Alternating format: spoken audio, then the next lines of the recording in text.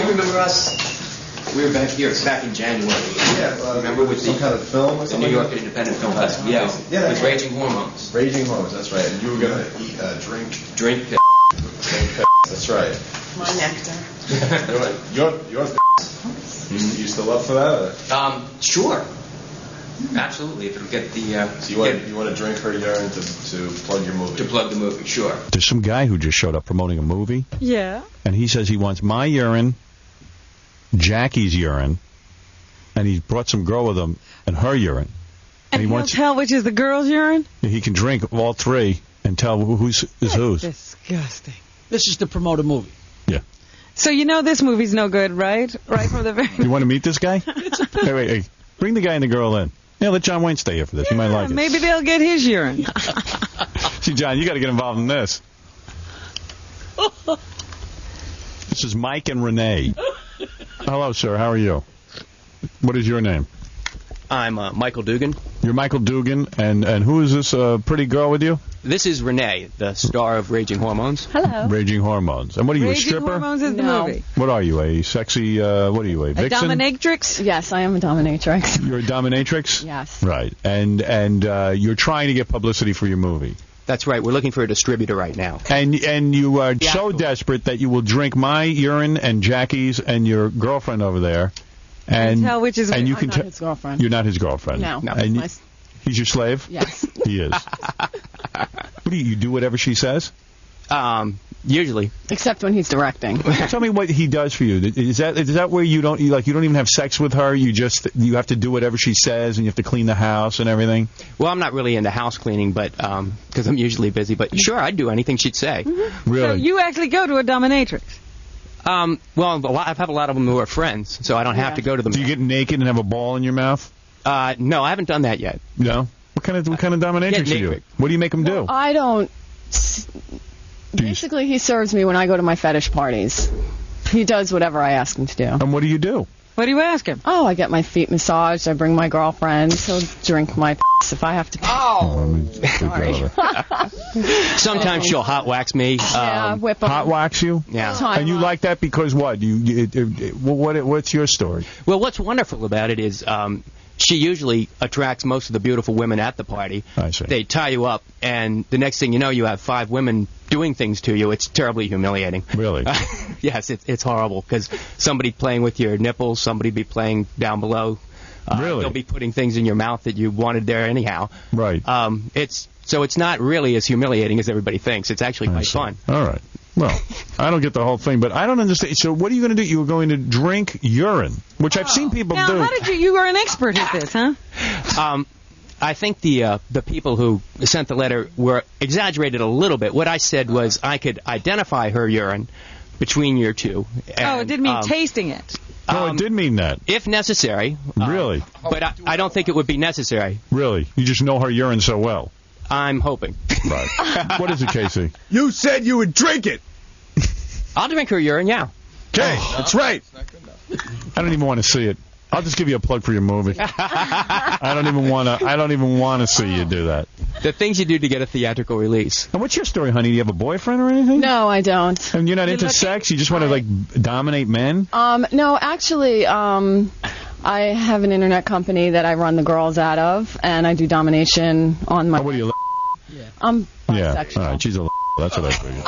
No, you look kind of. No, you're not into men. Oh yes, I am. Really? Oh yes. You are. Oh yes. But you're into like doing dumb stuff with them. Oh no, like putting them in diapers and spanking them. That's only for certain people. Really? That's people who call me for that. But is that how you make a living? I have no. No. It contributes to it, Yeah. but. I mean, you're a nice-looking girl. I'd bang you, but you know. Oh, thank you. You're all hung up with those chicks. And I'm not going to sit there and do your laundry. Well, women are fun to play with. No, see, in my life, I would like dominant men. Right. I have submissive men to do whatever I want to do because I tend to be lazy sometimes. Now, what do you got? One boob or something? No, I have 2. Oh, you got 2. Okay, I didn't see the second one. I don't know. I couldn't tell. Why don't you show him?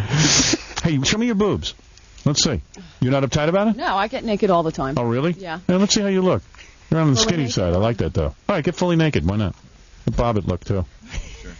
He needs it. Very nice. It's got a nice figure, right, Robin? Yeah. She's very thin. I like that. Let me see your butt. goodness. You got a bony ass? Let me see. Turn around. Let me see your ass. Turn around. You know, you got a big tuchus for a little girl. Yeah. You look pretty good. I think. I love they have to wear rubber clothing. Yeah, that's nice. I still don't know what this movie is. I don't either. Can I tell you a little bit about it? Nah. It's all right. We don't want to know.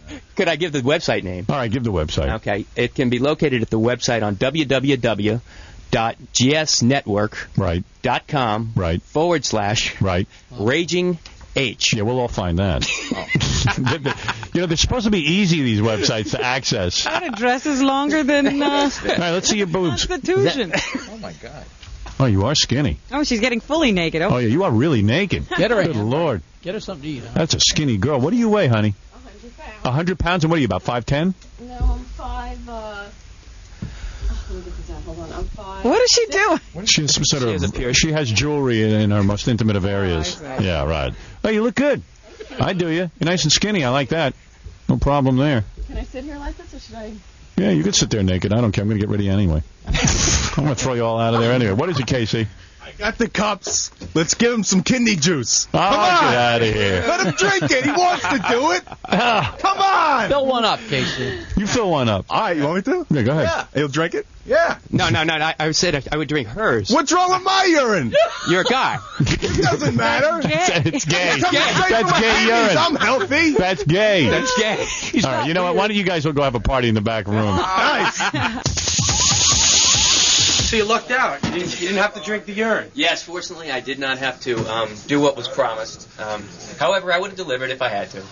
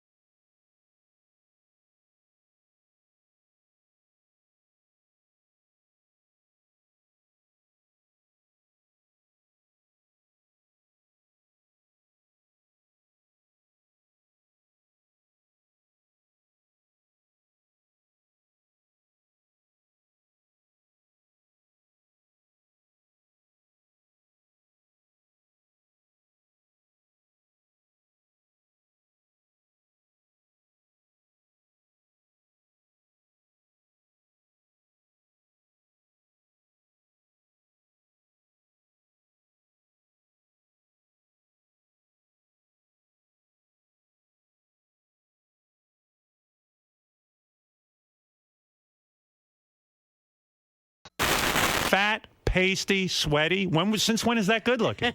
I'm like a lumpy James Franco. Fred, do you think he's good looking? No, I don't. No, exactly. Like, at least guys don't think you're good looking. I mean, I know it's harder for a guy to Even tell a what's little. good for women, you know. Right.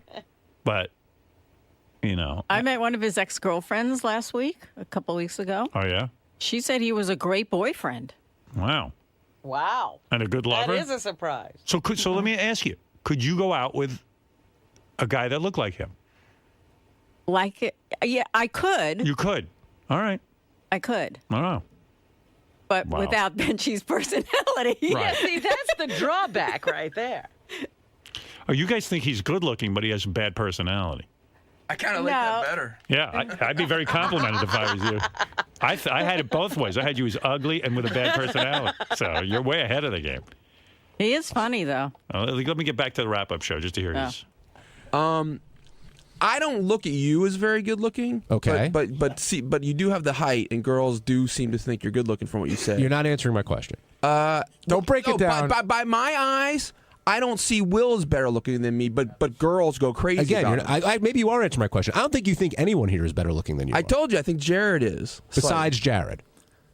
I mean, no one's jumping to my mind. He thinks he's the best looking guy on the show. I was listening to this going, wow. And by the way, as long as I'm talking about the wrap-up show, Benjy made a good point. Benjy was our new news guy. What's that guy's name, the new news guy? John Hine or something like that? John Lieberman. Just change his name to Hine so everyone's just John Hine. John Lieberman.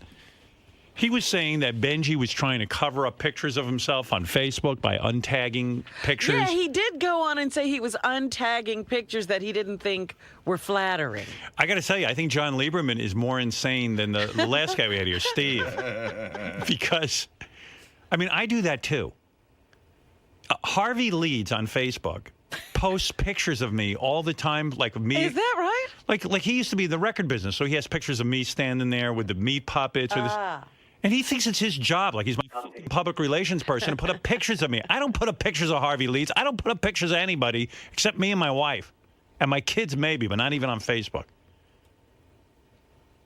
But Harvey, like, constantly tags me with pictures of myself. And, like, they're not the most complimentary pictures. They're old pictures when I was, like, weird hairdos and stuff.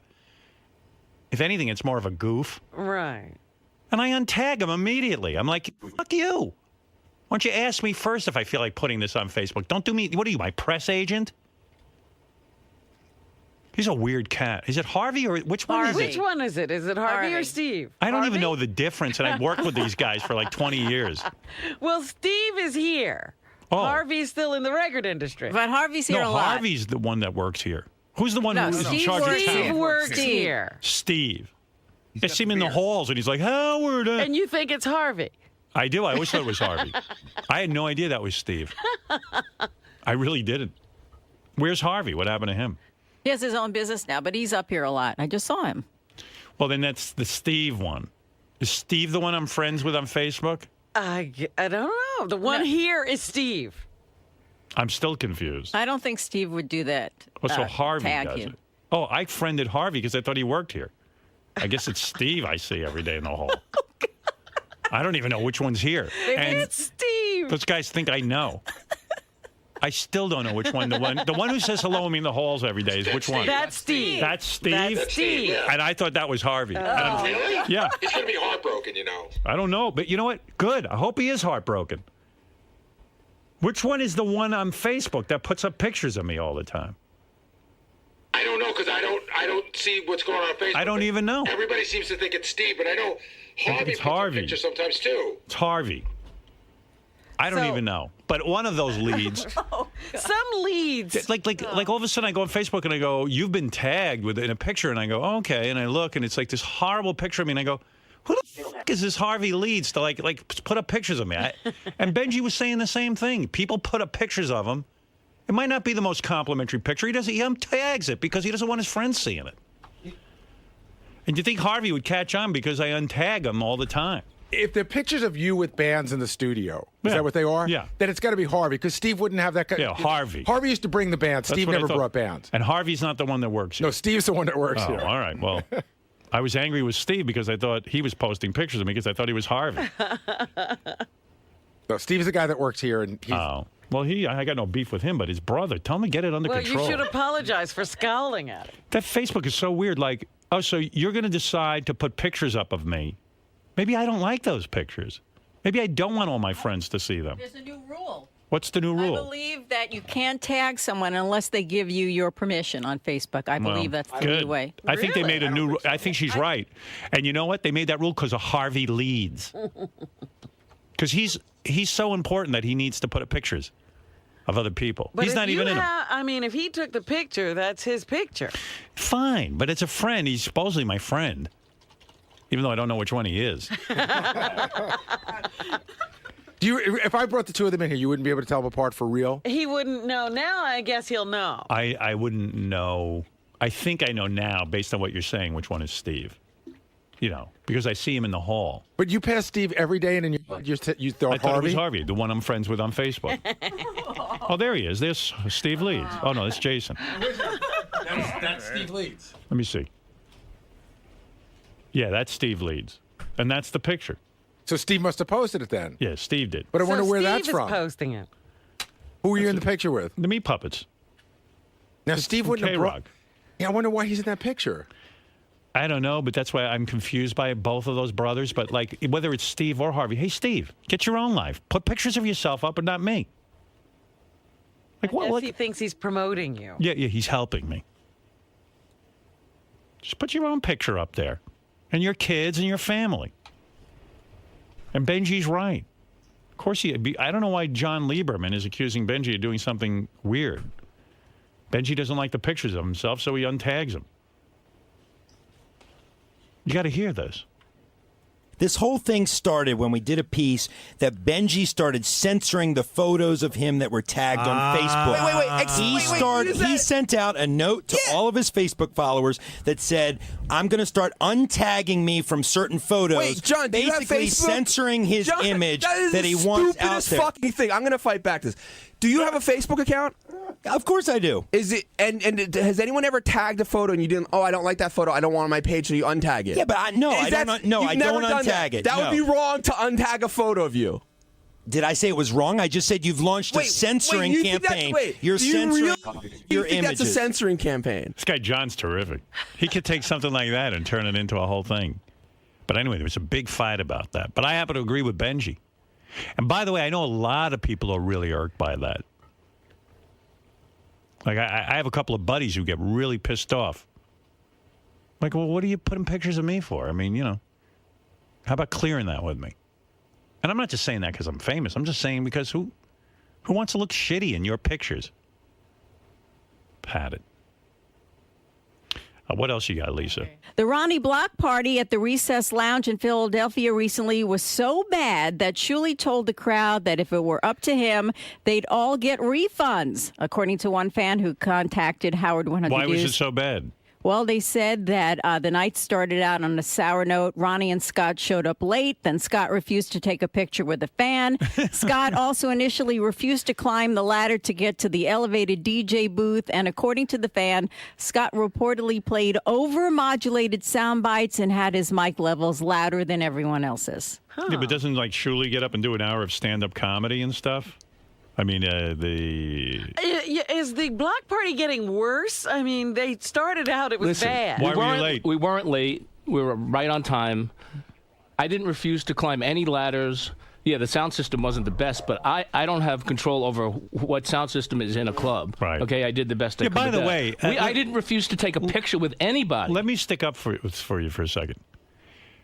Ronnie and Scott are probably the two most horrible entertainers on the planet. Thank you. That's sticking up for us. And because you went to a show Who's and saw... worse, Ronnie or Scott?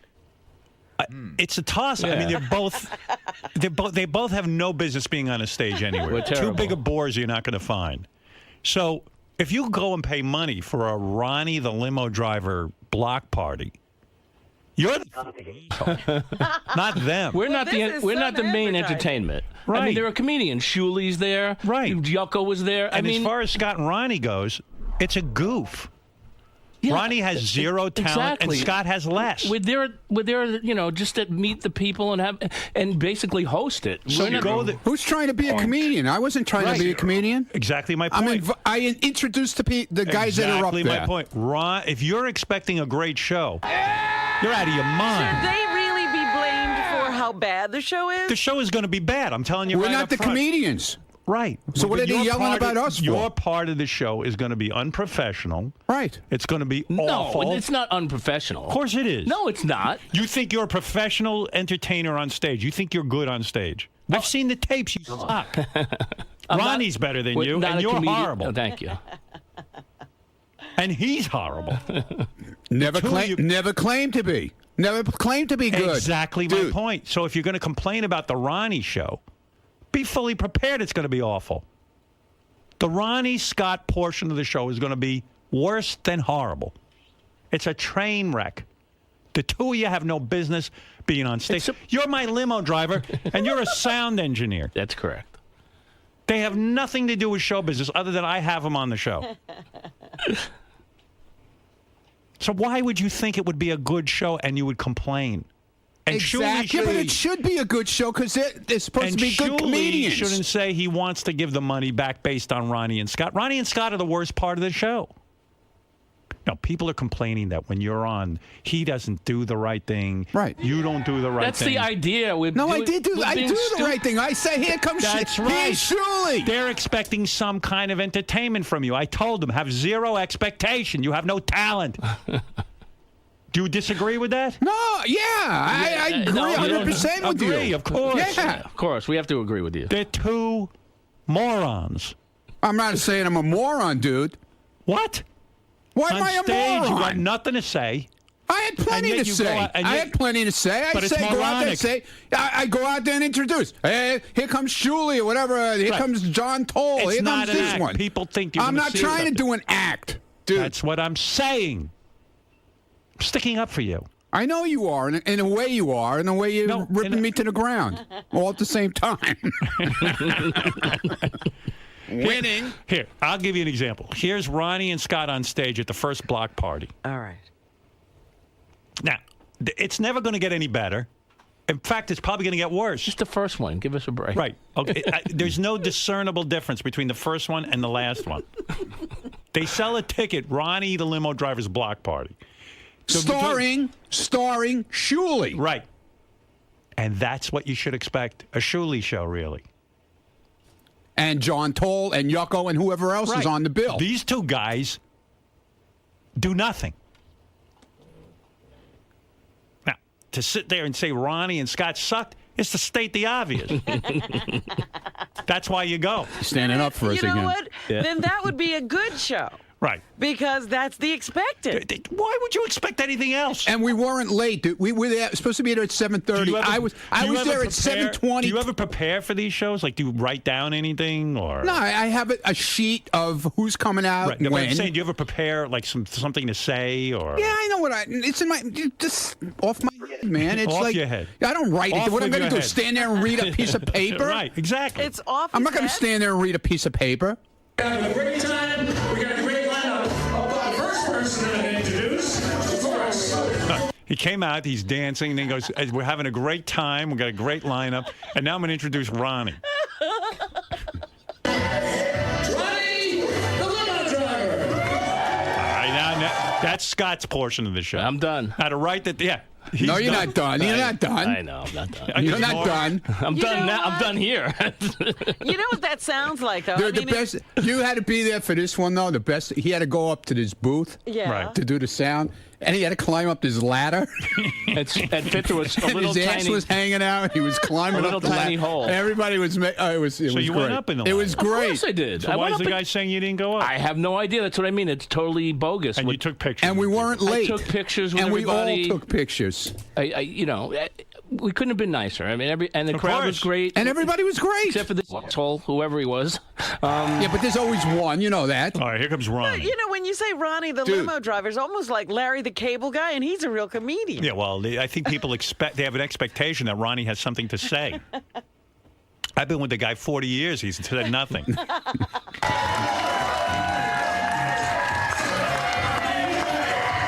Got a big hand.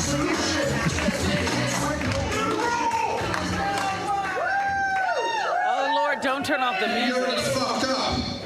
You're supposed to play my fucking music. I'm over here. Well, what the fuck, man? Where's my music? This is like the Jerry Lewis shtick, you know? Doesn't he argue Abbott with Costello. Doesn't Jerry Lewis argue with his band leader? Absolutely, all the time. Yeah, right. Don Rickles, too. Typical Scott shit, right? Typical Scott bullshit. Fucked up again. Too busy topless. Dancing. Dude. Hey, Shuli. How's it like that? Shit every minute. It's a comedy show. Have you heard the acts? And you know all you shit say, is the funniest word. And all you do is say shit. You got to have a few words in between the words shit. Yeah. Shit 17 That was the times. first show. Awesome! Awesome! Team is great! He's like Lenny Bruce, except with the stuff in between the words. He's got Lenny Bruce's act without the other words. Hey, what is this shit? Typical Scotch shit. This is fucked up shit. All right, pay me. Of course it's going to be bad. It's horrible. There's nothing going to go on there. So to say that these two guys are responsible is ridiculous. You never saw two less talented human beings on the planet than Ronnie and Scott. Cut that shit out, will you, please? And Ronnie, I guess when we were on vacation, went to Vegas. Benjy wrote me. He accompanied Ronnie to Vegas. Topless. Was it an opening or something? So No, Exotic Dancer Awards. Exotic Dancer Topless. Awards. What's the matter, Rob? You don't know that? I don't know. Okay. Well, it's 4 years already. Right. You should know it. Ronnie went out there. Should and know it. Dude. He has a new catchphrase. You know how he says, let's fuck some whores? Uh-huh. It's not that anymore. It's not that? It's not topless? It's not No, topless. his topless is still there. Let's fuck some whores! No. I haven't said that in 2 years. Tell everyone your new I haven't catchphrase. said let's fuck some horse since Bubba's wedding, dude. Come on. Tell me. Yeah. It's JD1 in yellow. Oh, you have The it. montage. All right, here it is. Second clip. Where did you learn this phrase? I don't know. It just happened. No, it doesn't. He hears people No, I say didn't. something. No, nobody said it. Like, remember when Bubba used to come and say, throw him under the bus? And then he wouldn't stop saying, Right. throw him under But the I bus? think let's What are you fuck some talking about? whores, I he didn't thought up throw on it his under the own. bus. Here it is. Here's Ronnie's new phrase. If I was the genie and I gave you my lamp and you had to rub it, what would be the first wish you would get out of that lamp? For you to give me a hot girl? Her vagina? Say that one more time. For a hot girl for me. Whoa, whoa, whoa, whoa. Stop the clock. That's the new phrase. Stop the clock? Yeah, now where would I hear something like Whoa, that? whoa, stop Whoa, the whoa, clock. whoa, whoa, stop the clock. That doesn't happen out of your head. You No, heard it did. somewhere. It's organic. You're into Dude, I didn't girls? hear it anywhere. What are you talking? Why? I would tell you. What do I care? I am more bisexual than straight. Well, more lesbian. Whoa, whoa, whoa. Wait a minute. Stop the clock again. So I'm wasting my time here telling you how beautiful you are? Oh, you thought you could score with me? Look, my husband, he got me a big one. Just because guys don't know that I'm married, but if you see this. Oh, I didn't see that. Yeah, from my Wait a minute now. Whoa, whoa, whoa. Stop the clock again. I didn't see No, this is no. Wait a minute now. Let me let me stop the explain. clock. Let me Whoa, explain. whoa, whoa. Let me explain this. No. Benjy kept telling me to say it now. Oh, you are so funny. He kept telling me to say it because he wanted to make something, out of it for the TV show. Okay, I wasn't saying That's it not what he wrote constantly. me. Yeah, well, of course not. Told me your new phrase is, whoa, whoa, whoa, stop the clock. It is, but it's. He's such a douchebag. I swear to God. Did you tell him to say He's such a lie. I did because Yeah, I said it. It's funny. As soon as I heard it, I was like, "Oh my God, this is so ridiculous." I go, Ronnie, say that so many say it. I was like, You're he was never saying coming it all on any weekend. trips with me Throw again. you under the bus again. It was bitch. all weekend long. He was saying this phrase, even when the camera wasn't Hold it. around. Stop the clock, please. Whoa, whoa, whoa. All right, thank you. So I was like, "Oh yeah, that's great, Ronnie. Say that all the time." By the way, I was like, I Benjy love also it. told me that Ronnie goes around interviewing these strippers, and everything is sexual. If I was a genie, They're porn stars. and and they all sort of reject him. Right. But they're kind of afraid to reject him because they think he's somebody. But he's like, if I was a genie and you was to rub my lamp, which is Ronnie's talk. Right. And then when the girls don't respond, he gets all disappointed, right? Yeah. Oh, yeah. This one girl, he had this question, so he wasn't sure what to do, like how sexual to get, and he's like, "All right, I'm gonna make a new question up." And he goes, "If I'm a genie, and you can get anything you want, but you gotta fuck me first, would you do it?" No, to get one wish out of rubbing the lamp, you stupid ass wipe. Yeah.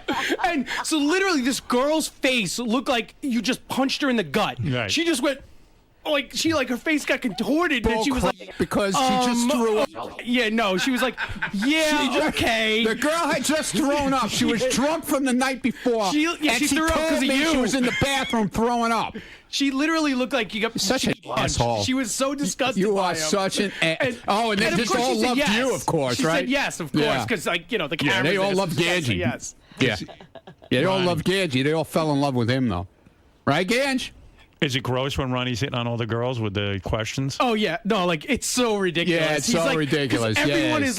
is like his first question is like, "You're so hot." Like it's not even a question. He just comes up and he's like, "Your eyes, you with the eyes." He's just like he's like why are you laughing over there? And what the hell's your problem? He's like Dean Martin. Standing there in the corner. Don't you know when it's time to leave? Oh, me? No, her. Mike, I'm still talking to her. No, you're not. She's standing there laughing. What is she laughing at? She's got nothing to laugh at. I would love to hear Take that stupid jacket off. Some of Ronnie's banter at this. Where's the banter? You should have it. I mean, I'm hoping. Hey, JD, where's the one where Ronnie's like talking to the girl and she's like disgusted with him?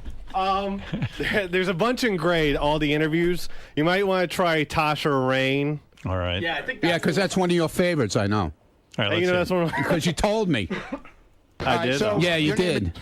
Okay. Stupid ass. All right, so your name is Tasha, is that correct? Yes, Tasha Rain. Tasha Rain, you're being interviewed for Howard TV, and I have a question for you.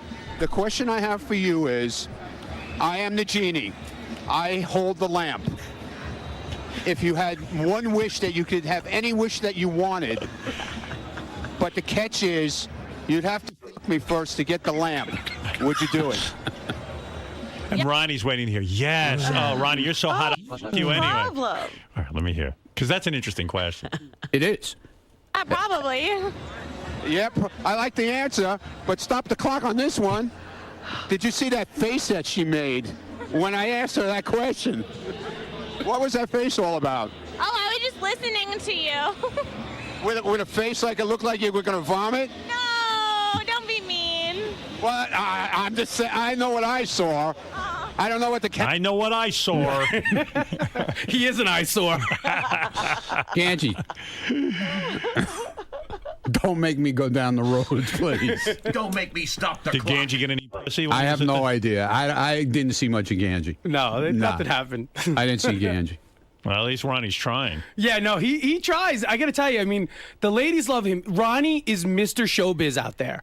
It is like you really are walking with like Dean Martin. Show business. All right. Every one of these porn girls know who Ronnie is. They all come up to him and they're like, "Oh, Ronnie, you're so great!" Like because he hosted some bikini contest at the pool one night, and they were all like, "Oh, Ronnie, you were so great hosting that thing last night." No, I co-hosted. Co-hosted. Don't take away from Platypus, okay? Yeah. So tell me, what is this costume all about? This is mostly about freaking out people. Well, you're doing a good job. Good. If I was a genie and you wasn't looking for a wish, but you had to suck my big thick cock. I didn't say that. So now that you're in this crazy costume, if you had the chance to have superpowers and you had the chance to pick one superpower, what would it be? You are a great interviewer.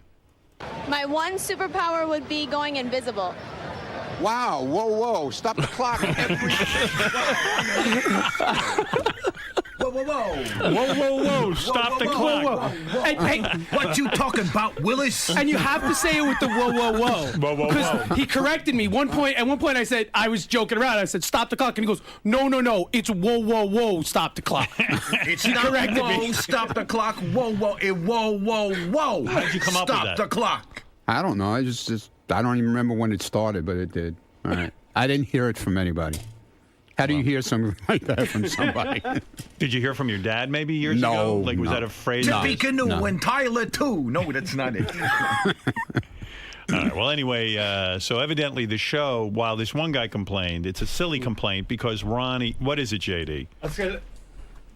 Just keep on the strip club thing. Yeah, come on, baby.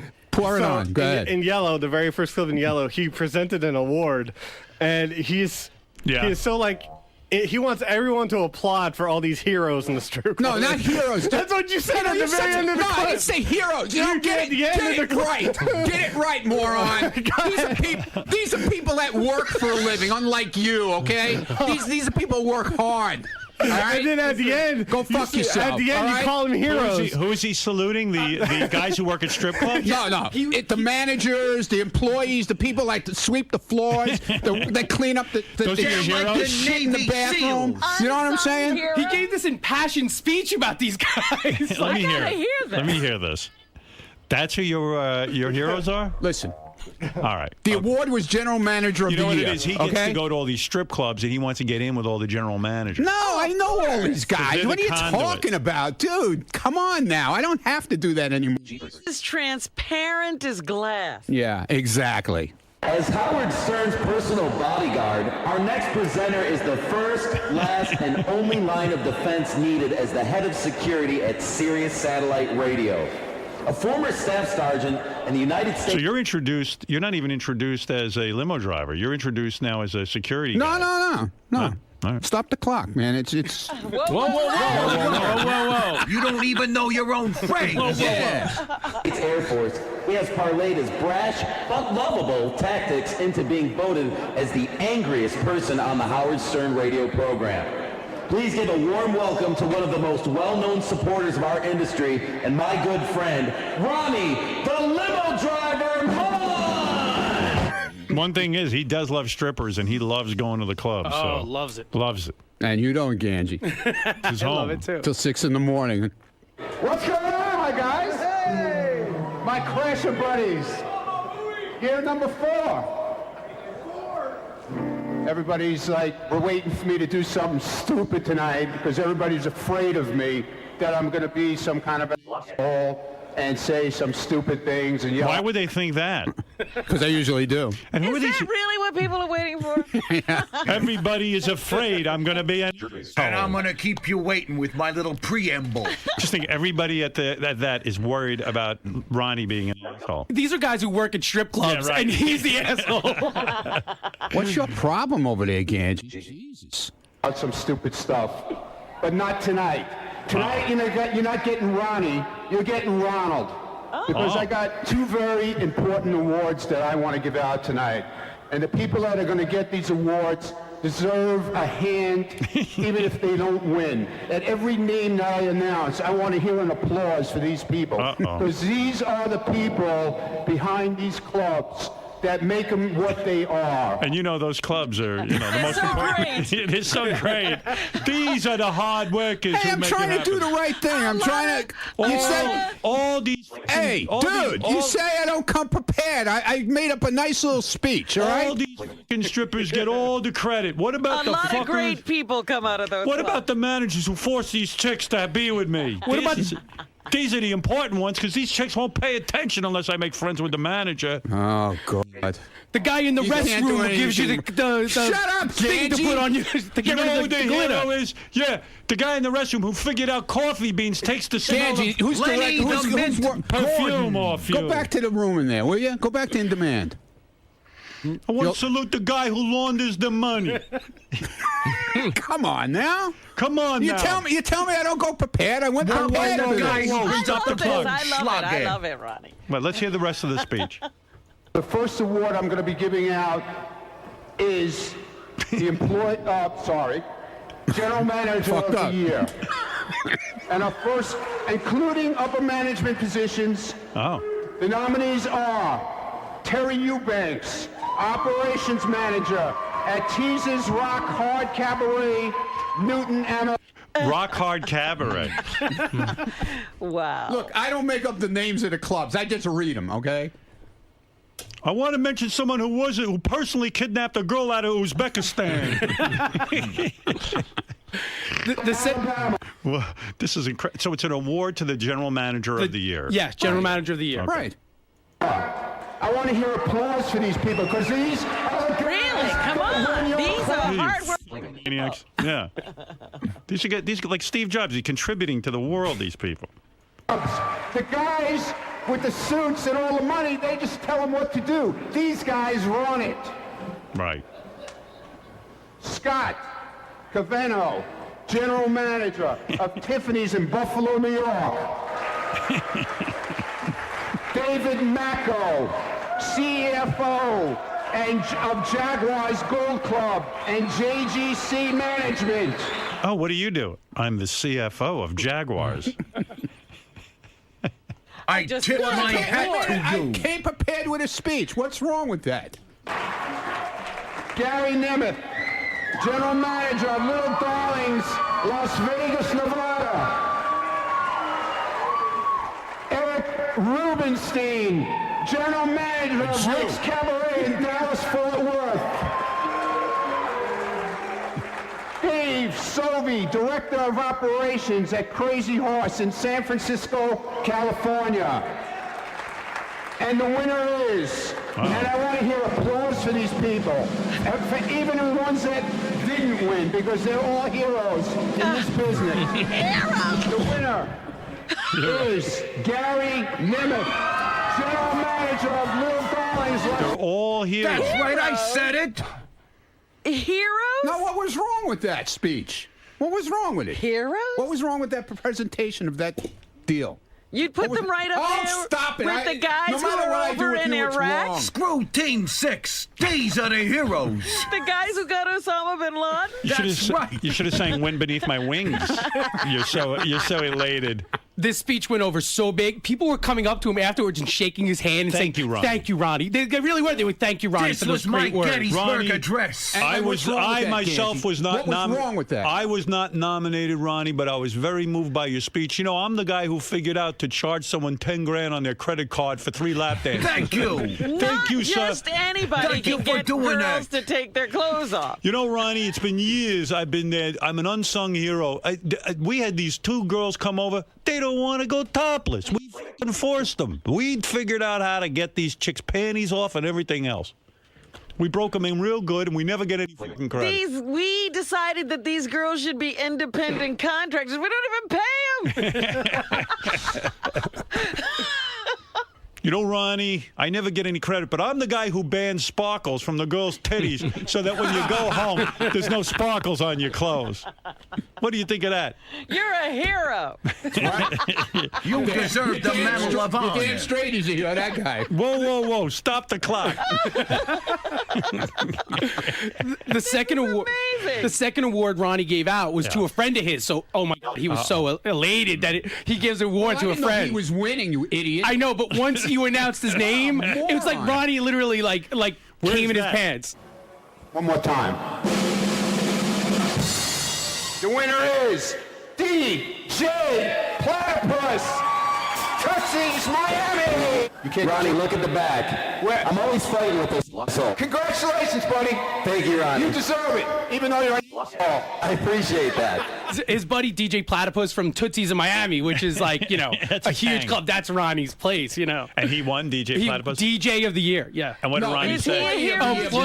Was he Employee of the Year? Oh, Employee of the Year, which is even bigger. Get it straight. So what did Ronnie say about him? Ronnie's like, DJ Platypus is also the announcer, the guy who just did that intro of Ronnie. Right. So he was in the back of the room. So Ronnie was like yelling to him in the back of the room, like, "Yeah, you won!" Like he's screaming, like, "You way to go, man!" Like he's like screaming at him. What is wrong? What is Platypus. up your Platypus. When he walks in the clubs, though, all the girls have to do his bidding, right? Yeah, no, literally. I mean, he is a big shot. I mean, everything Ronnie wants. It's like, I mean, he and everybody treats him like, And the girls are all kissing his ass. girls love him. I mean, there was this one porn star, I think her name was Daisy Dukes, right? Yeah, Daisy, yeah. Oh, my God. It was all over Ronnie the whole entire weekend because we saw her a couple times. Like, she was at the convention. She was at one strip club that we went to at night. Right. She was, oh, my God. She was like Ronnie's new best friend. I mean, she was like, She was hot chick of the week last week. Yeah, she was hot chick. She became hot chick of the week like that. And she's like your girlfriend while you're there. I mean, like, No, I mean, not girlfriend, not but at she all. hangs with you. She was with her husband. Right. Daisy Dukes? Yeah. Does the husband get mad when she's fawning all over you? No, not at all. Everything's cool. Everything was cool. It's Ronnie. It's Ronnie. That's the thing. It's Ronnie. It's like, what's his name? Mr. Dukes? Daisy and Mr. Dukes. The Dukes of Florida. Hey. Yeah, but he's a big man, right? He walks into these clubs. And, everybody, like, I mean, but he's smart. He worked himself in with these general managers. You see, he's smart. He gets up there. He goes, "These are my heroes." The general manager of the club. It's true, man. These are the guys that run the clubs. The guys with the suits and the money, they just tell them what to do. And these guys, these are the guys they build up the club. They're in the trenches. Exactly. The guys with the suits, they just sit back and count the money. Exactly. Right. Ronnie during the day. There's anything wrong with that, but right. Ronnie during the day, has to, goes to the convention and there's a Rick's Cabaret booth, and he's got to kind of hang by there, and that's where we do all those interviews. But everybody kind of comes up to him and says hi. They and all visit the everybody. Godfather? Yeah, they visit. They kiss the ring. They really do. Wow. He's a big shot. Cam, what do you think of this? I just want to say Ronnie's a total joke. And he's such a pussy. How the fuck is he going to protect you to do? Doing anything, Howard? Listen, Ronnie does a good job. And I didn't know Ronnie was going to work into a whole big entertainer and celebrity and top He's an man. asshole. He's making you look bad, Howard. I say he hasn't even been tested yet. Tested?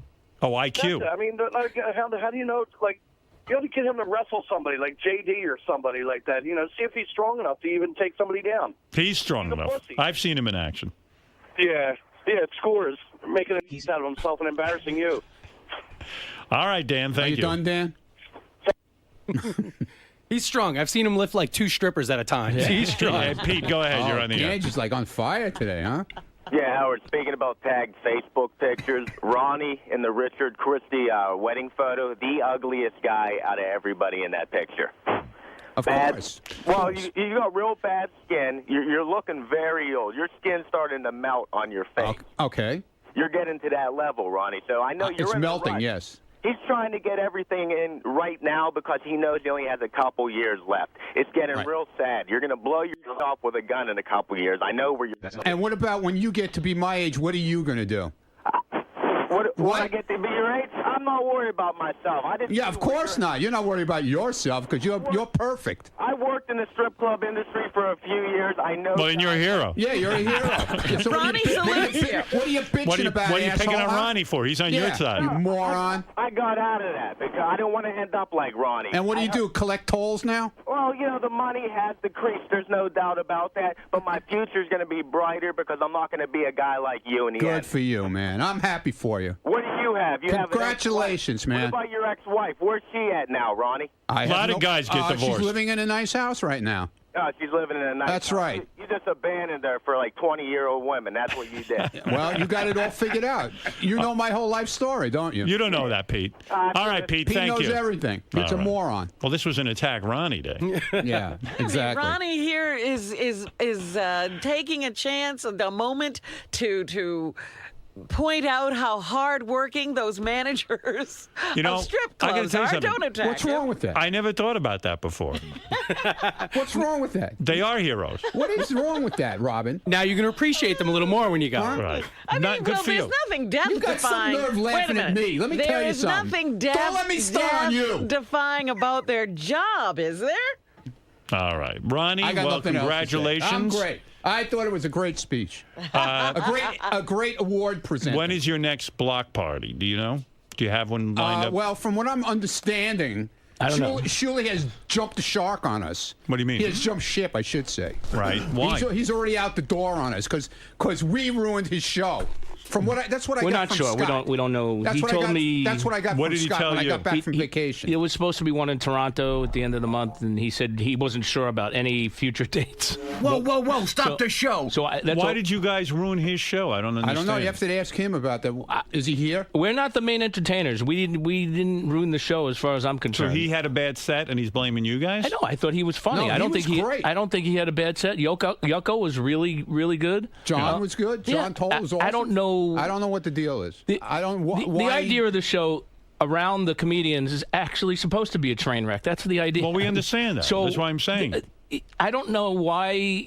Maybe because we didn't have a great turnout. I think in Philly. I see. So Shuley probably figured out to pay you guys and then not have to have a great turnout.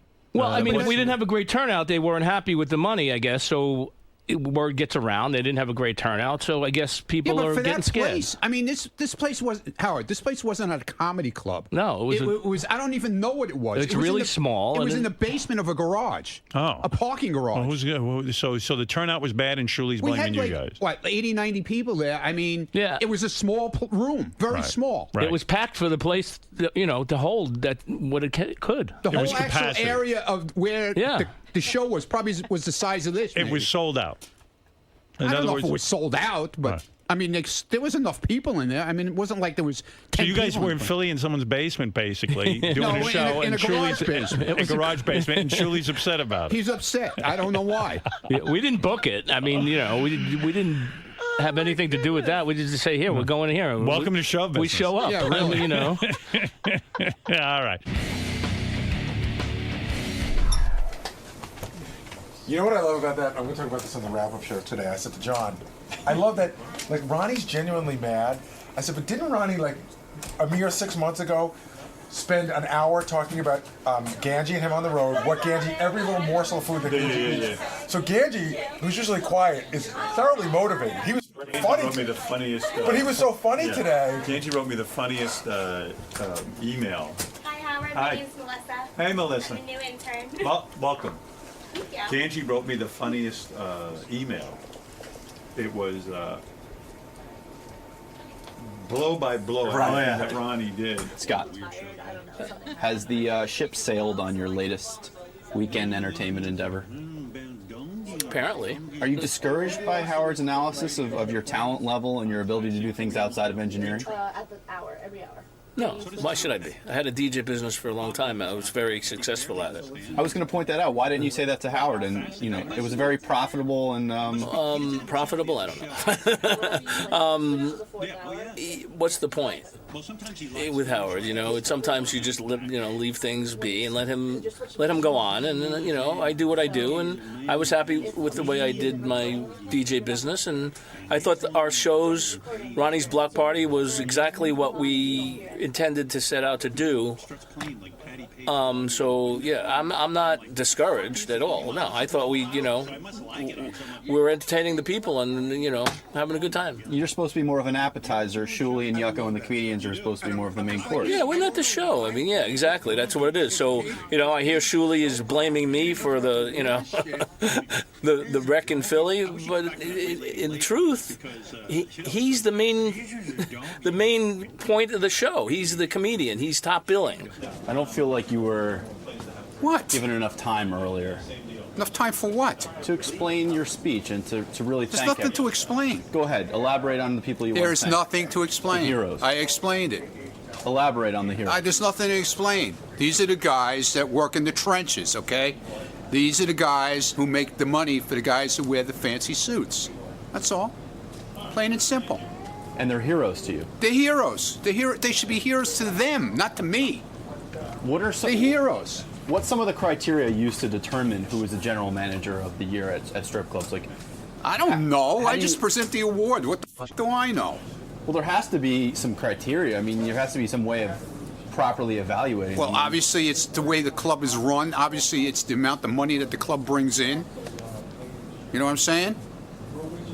Is it the amount of the variety of cologne featured in the bathroom? What is wrong with you? What is wrong with you? What non-sticky floors? What are some of the... No glitter on your clothes when you leave. Exactly. Are these some of the... exactly. You seemed particularly tweaked by Ganji's remarks about the weekend. Yeah, well, you take him along on a trip, and then he badmouths you. What the fix his problem. Ronnie's busy having a good time, and I'm writing it all down for the show. Yeah, that's what happens pretty much. You're doing your job. I'm doing my job. I'm there to report on Ronnie. Hold on. Whoa, whoa, whoa, whoa, whoa, whoa. Stop the clock. Yeah. What does that mean? I don't Why know. are you saying that? I don't know. It's just stuck in my head now. Yeah, well, good. Let it stay there. Whoa, whoa, whoa, stop the clock. It's my new favorite catchphrase. I'm going to use it all the time now. I think it's America's new favorite catchphrase. It is. I hope it catches on. I really do. I hope the guys at SportsCenter use it. That would be my favorite thing ever. Whoa, whoa, whoa, stop the clock.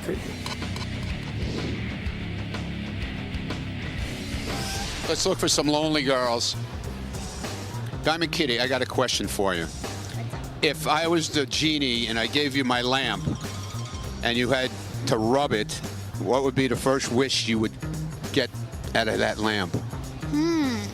For you to give me a hot girl, so I can lick her vagina. Say that one more time. For a hot girl for me. Whoa, whoa, whoa, whoa. Stop the clock. You're into girls? I am more bisexual than straight. Well, more lesbian. Whoa, whoa, whoa. Wait a minute. Stop the clock again. So I'm wasting my time here telling you how beautiful you are? Oh, you thought you could score with me? Look, my husband, he got me a big one. Just because guys don't know that I'm married. But if you see this. Oh, I didn't see that. Wait a minute. Now. Whoa, whoa, whoa! Stop the clock again. The whole time. I didn't see that ring yesterday. You hid that ring pretty well. What would your one wish be that I let you have? Only one? Only one. Get my pussy eaten. Whoa, whoa, what? Stop Get the my clock. pussy eaten. Stop the clock. That's the first thing I would think of off the top of my head. Like Getting what? just like, well. Could you repeat that one more time? If I have one wish, Yes. I say get my pussy eaten, because that's what would be on my mind right off the bat. What would be your wish? Oh, Lord, that's a hard one. Hey, world peace. Whoa, whoa, whoa! Stop the clock. Now here's a girl that's how old?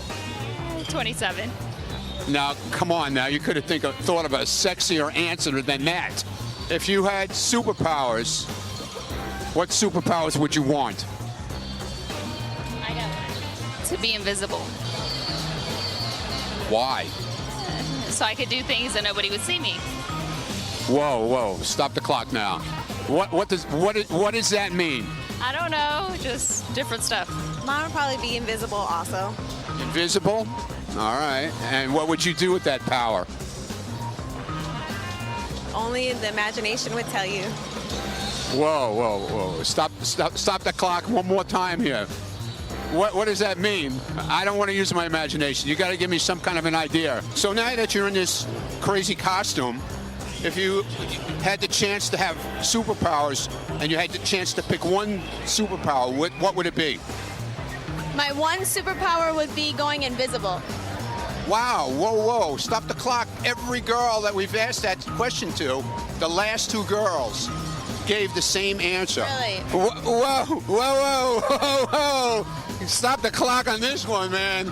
You mind if I sit down? Dude, how you doing? I'm good. I'm really good now. If you had one wish that you could have any wish that you wanted, but the catch is you'd have to f me first to get the lamp, would you do it? Yeah, probably. Yep, I like the answer, but stop the clock on this one. Did you see that face that she made when I asked her that question? What was that face all about? Oh, I was just listening to you. So, I am the genie. I hold the lamp. You can get one wish, any wish that you want to rub it out real hard on that lamp. But the catch is, you'd have to f me first before you could get that rub out. Would you do it? No. I'm very disappointed. Why? I'm taken back. I only just met you. But I'm giving you the wish of your life. Okay, then, fine. I want to f you, and that way I could rub it out. Whoa, whoa, whoa, whoa, whoa. Stop the clock. You're going to what? You're going to rub it out? Rub it out. All right. Is that what you said? That's what I said. Sounds good. I was checking you. I want to. First of all, that little light thing. I love it. Do you love it? That's cool. Light. That's cool. And then just turn around a second. I love that. the whole package is like Aw, thank you. awesome. Big hug. Mwah. And she's got dimples. I love Do dimples. it right here. I love dimples. Thank you. You're adorable. Thank you so much. You're very welcome. I can give you metaphoric dimples. Oh, really? I'll just leave it at that. You're awesome. And gorgeous. Thank you so much. You're gorgeous. I've been checking you out the whole time. I'll bet you have. I just play it cool. I bet you tell all the guys that. No, I really don't. Oh, I bet you do. Really don't. Oh, I bet you do. I bet you do. I'm not a shitter. I keep it real. All right. Yeah, I'm scared. Now I'm starting to blush, I think. Ooh, yeah. What else can we do to get him to blush some more? Ooh, how about like a little dance or something? Oh my gosh, I totally did it. He's blushing. I win. I'm blushing. You do. You win, believe me. Oh, thank you so much. Mwah.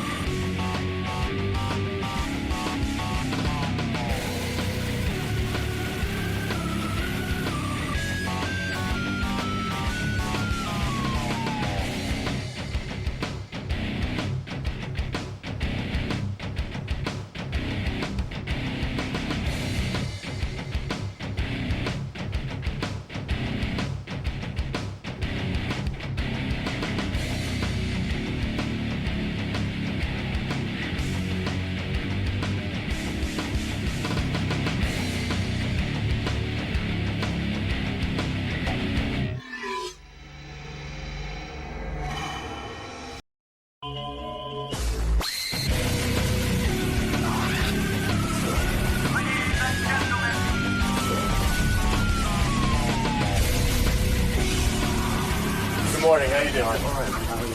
Good, thanks. So what brings you back to the show? I'm working for Sirius, and they made me come. Right this way, sir. They made you come. Yeah, they made me come down. You excited to see Howard? It's been a while. I could have been more excited if it would have been about like 11:30. Oh, it's a little too early. But right now, it's a little. It is early. I know. It's understandable. It's 5:40 for me now. Hey, Mr. October's here, Reggie Jackson. I wonder if the Yankees did things like this. The Yankees did worse to Reggie. Reggie, I think Reggie's got a bone to pick with, like, you know, they're not doing enough with these steroid guys because, like, Reggie's like, hey, I had to do it the hard way. Are we sure he didn't take anything? Nah, Reggie, no way. They didn't even have that shit back then. I mean, they Well, had that's the only reason. Right, well, but he, you know. You know, if it was today, what would he be doing? Wow, this is a big thrill for me, man. Hey, where is Reggie, guys? Artie's got pre-cum. Well, oh, geez. Oh, there he is. That's Baba Booey. That ain't Boy, Reggie looks horrible. Did he wear a suit for Reg? Yeah. That's Fafa Fooey. That isn't Reggie Jackson. good. Look at Reggie. Reggie's All right. good. Hey. I always think he's a bigger guy. Yeah, you don't have to be that big. You got to just have the power. Look at you, man. You look good. I was saying, how old are you now? Do you give your age? I'm 63. 63. You look good. Like Do I look good for a guy 63, or I look good? No, you look good. You look good. No, I mean, you know. I saw you earlier. You didn't say hello.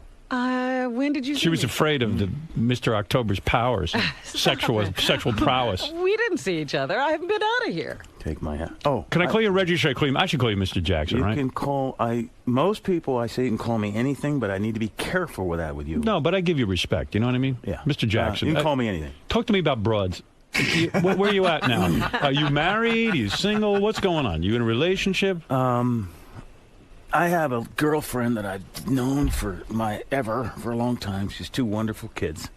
2 wonderful kids with you?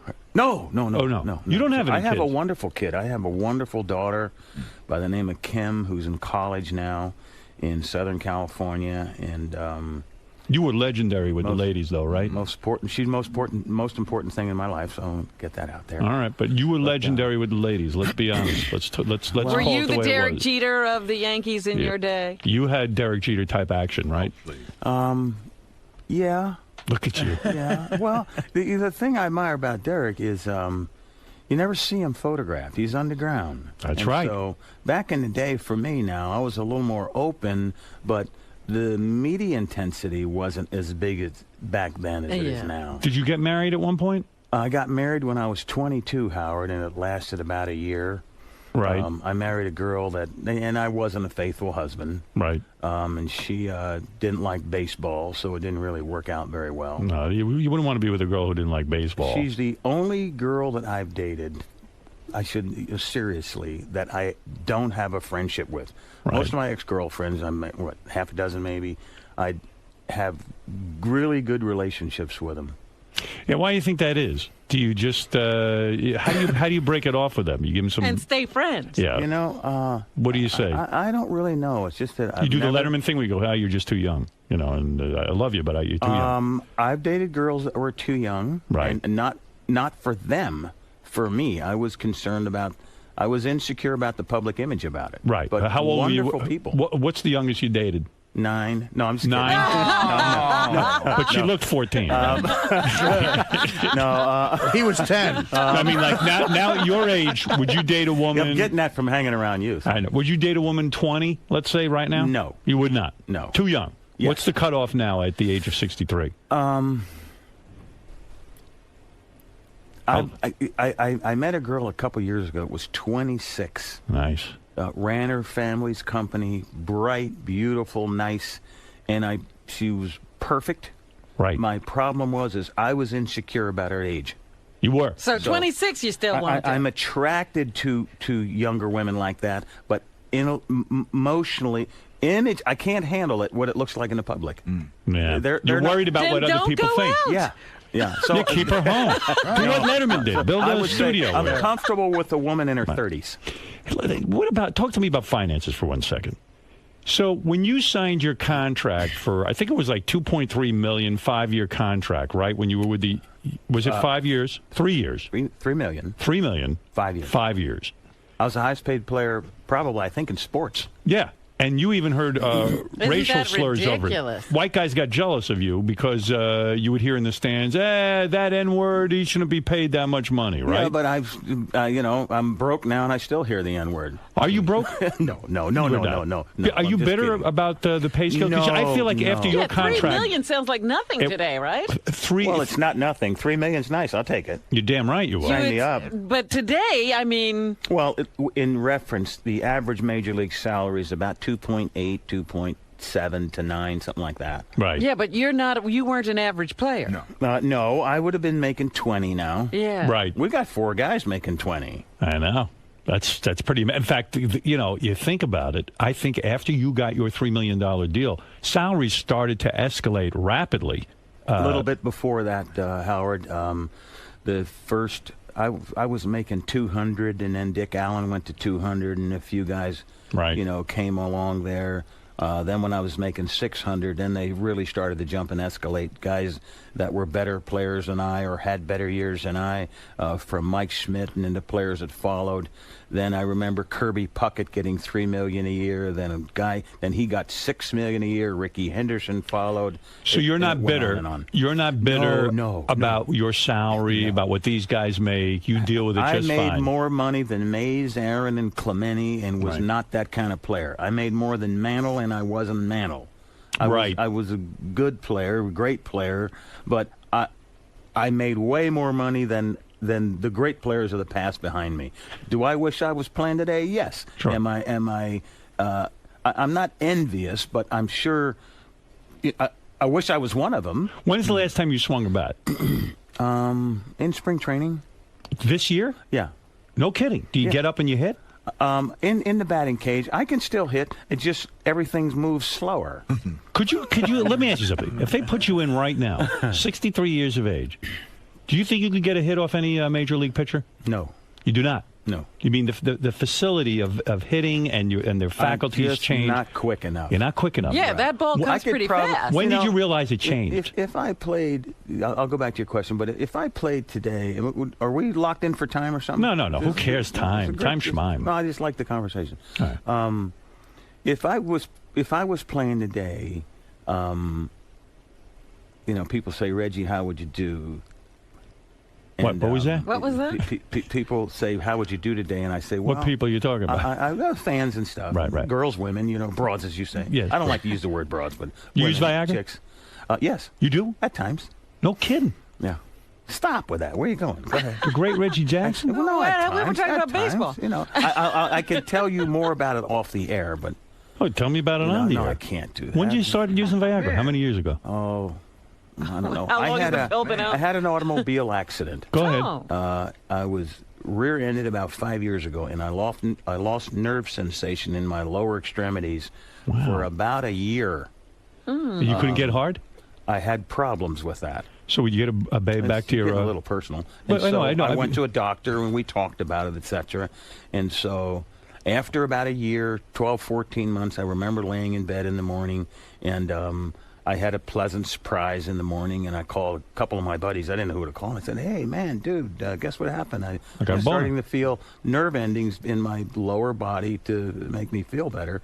And that was... during a time where I was, I had different needs, but I had problems. It took me about 3 years to get the nerves back. That's got to be the worst feeling in the world. I mean, you can get a lot of girls, and all of a sudden, the goddamn equipment isn't working. Oh, but you kind of stay away from it. But the Viagra would get it hard about it. But the Viagra got it hard. Yes. And you say to these girls, look, I got to take a little Viagra. I had a car accident. And now you don't... Then you don't have to say anything, but if someone asks you, you're honest about it. But you can drink a glass of water and et cetera. But and be comfortable in that situation. But it's a pain in the ass. If someone asks you, you just be honest about it. So then, so did you take Cialis or Viagra? Viagra. Viagra. Yeah. But could you walk during that time, or did? Oh, you... stop! No, I'm just asking. It was lower body. Could I walk? Yeah. Yes, I had trouble going to the bathroom. When I needed to go to the bathroom, I had to go in like 2 minutes. Oh. So now you can get it up all on your own, right? You don't need it. Yeah, stop. What was that? Can you? Getting crazy. So you don't need it anymore? Absolutely. But no, maybe once in a while use it just for pleasure. No, I don't need it for pleasure. You don't need it at all? No. Good for you. No. I'm so happy for you. And now, can I ask you, are you younger than I? I'm 55. Okay, so you got at him and least tell 8 how more old years. And 8 more. You think I'm going to need that's it? Something. No, but it's something to look forward to. I tell you, I get aroused like for crazy. 8 more years, I'm good to go now. Right. So you got at least 8 more years. At least. So you still have the same desire? Yeah. Yes. Didn't take long to get that out, did it? How many times a day you have sex? That's too personal. It is too personal? Yeah. Could you do a girl twice in one day? I eat the right lady. I can eat 4 or 5 times a day. Right. Okay. Gotcha. All right. Good. I'm glad all function came back. I can eat ice cream 2, 3 times a day. So probably 3, 4, 5 times a day I can eat ice cream. When you were in your prime, be a good comparison. When you were in your prime, did you ever have a? Are you listening? Yeah, I hear you. I understand everything. I'm curious. Yeah. When you were in your prime, did you ever have a 3-way? Anything wild like that, or was it always 1-on-1? You had a 3-way. You had an orgy. Look at you. No. Just 2 girls. Orgies, 2 girls at the same time. You, Bucky Denton, who? Is it? Who said that? Artie. Who said that? Artie. That's the first time that you get paid for this? Not that much. He's your biggest fan. I'll get to that. He's in Is that awe. why I can't see him? He's in awe. I actually am. He'll come in his pants if he looks at you without the Viagra. No, you're saying, in other words, you had 2 girls at once. No, I can't be saying that now. Yes, you can. I got a TV show for family tonight. Who cares? They're not listening. They're families. Your family's not Right? for this. Don't families listen? No, family. How many people listen to you? Right now, we have a... That was a pretty nice segue, wasn't it? Yeah, the estimate is that we've brought about 6 million paid subscribers over, and they figure about 2 people minimally per subscriber. So I would say anywhere between about 12 million people. Now, how long have you been doing this? I've been doing it about... not just here. 30 years. When I do a deal, I'm going to ask you, because when I played baseball, I got paid for if we won the division, if we won the championship series, if we won the series. I got paid for the crowds that came into the ballpark. Absolutely. And so I was an expert in that. Now that I'm going to go into radio, yes. When I do a little better, when I start rolling, yes. You're my guy. Talk to me. I have actually consulted people. They have called me about their situations, and I think I was helpful a lot of times. I told guys what to do, and they listened. I got this radio show going called Mr. October Nights. Would you come on? Would you ever come on? I would perhaps come on, You a baseball fan? No, I don't know anything about it. You live in New York? I live in New York. Yankee or Met fan? I grew up with the Mets more than the Yankees. I'm sorry. I do. I know. Sorry. But Oh, dear. You're not involved with Madoff, is it true? are you? No. But is it? But, my father would take me to Shea because it was close to the house. You know what I mean? It was one of those things. But I didn't much care about it that much. You like the Yankees? I like the Yankees now, very you much. seem to be respectful and a Reggie fan. So Absolutely. Did you follow me when I played? Yes. Yankee Back then fan? I did. Yeah, I was a Yankee. I didn't have an allegiance to a team. I wasn't that into it. Can I invite you to one of our postseason games? Hell yeah. We have Let's do it. We have, I think we have 11 home games at home. Do I get to go on a date with you and sit there next to you? Exactly. Hold my hand. Oh, that's beautiful. Oh, that's beautiful. You may need Viagra that night. You might need a little Viagra. Wait till you see me naked. You won't believe it. When Howard shows up in person, it's a little weird. He looks like me. Right. That's right. Sometimes I morph. Well, you know what I say? Artie, you would come in your pants if you sat next to Reggie at a playoff game. I wouldn't come. I would have more respect for that. Right. I wouldn't. I would wait till I got home to come. Well, hook me up with that Kate Hudson. Hey, listen. No, you want to that's sit next to A-Rod's She's girl. a fabulous girl. Do you hang out with her at all? I don't hang out with her, but whenever I see her, I love seeing her. She's a great person. Back in the day, you would have hit that hard, right? Stop. Be honest. Stop. Be honest. Stop. Come on, let's be. A-Rod's lady. So what? I don't. You don't look at her that way? Are you physically attracted to Kate Hudson? No. Not your type? She's like a sister. No, stop.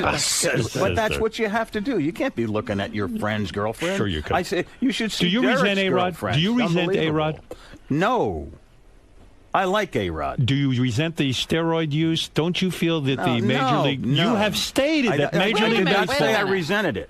But you are angry that Major League Baseball hasn't stepped in and been a little more forceful with the steroid. That you were on steroids. Why should these guys have that advantage? But that's the wrong terminology, Howard. What is the terminology? I'm enormously disappointed. I'm hurt by it. My heart and soul is in the game of baseball. Of course, it's your life. And I'm disappointed as to what's...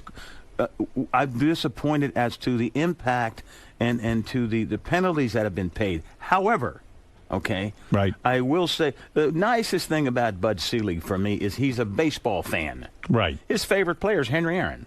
Right. Okay, and he'll tell the world that. All right.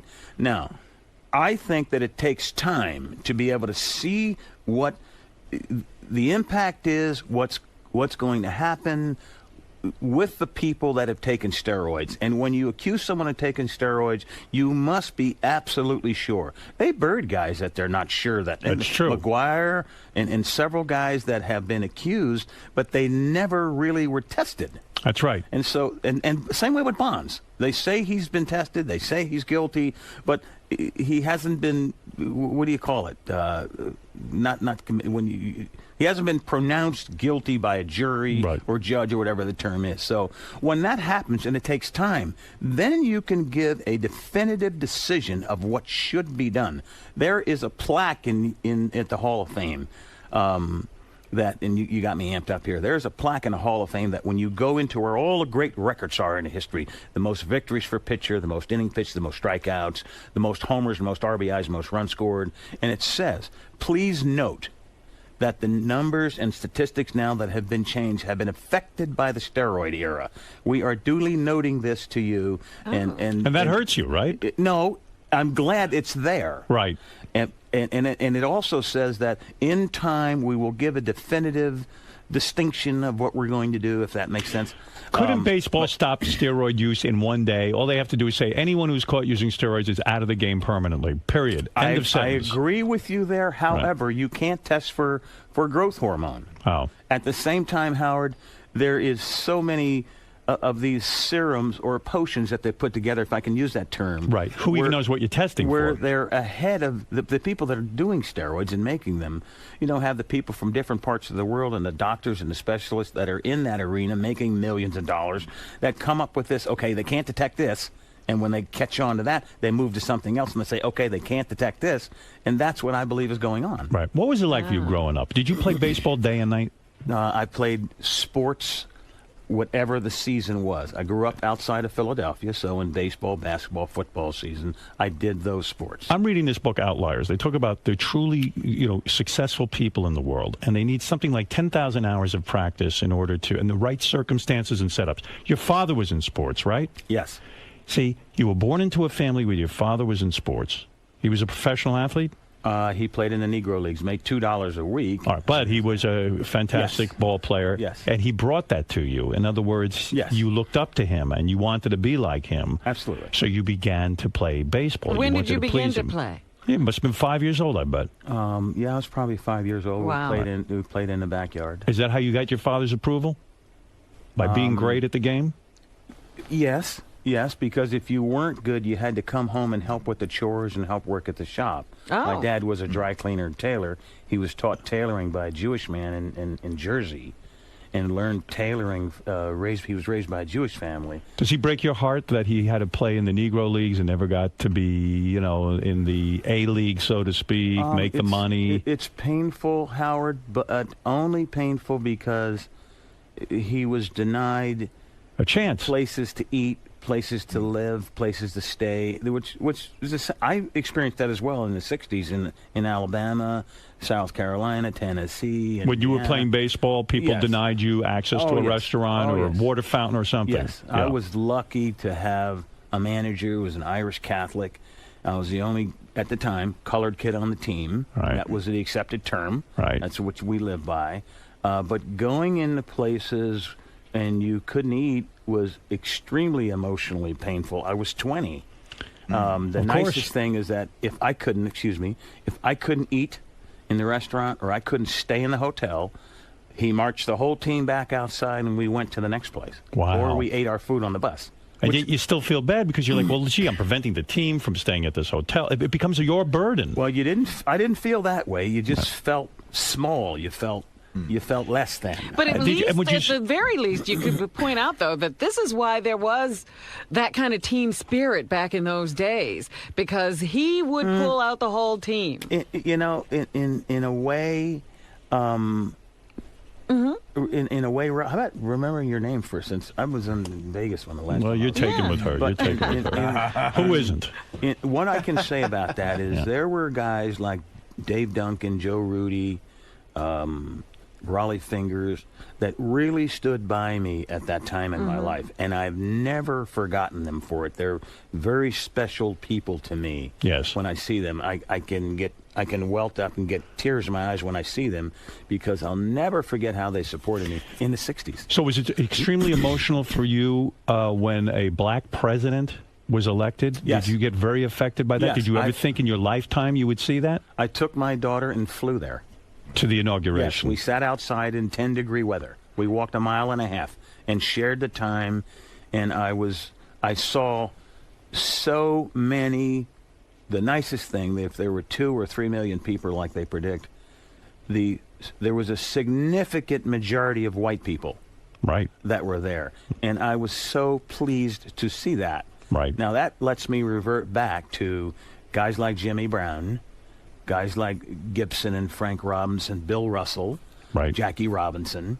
What is important to know is Howard, if it was not for Walter O'Malley, if it was not for Branch Rickey, if it was not for Art Modell and Jim Brown, if it wasn't for the people that owned the team in Boston, then there wouldn't have been a Bill Russell, there wouldn't have been Larry Doby, there wouldn't have been, Jackie. And so the people that died in the horrific deaths and lynchings in the South, helping Martin Luther King, a lot of those people were white.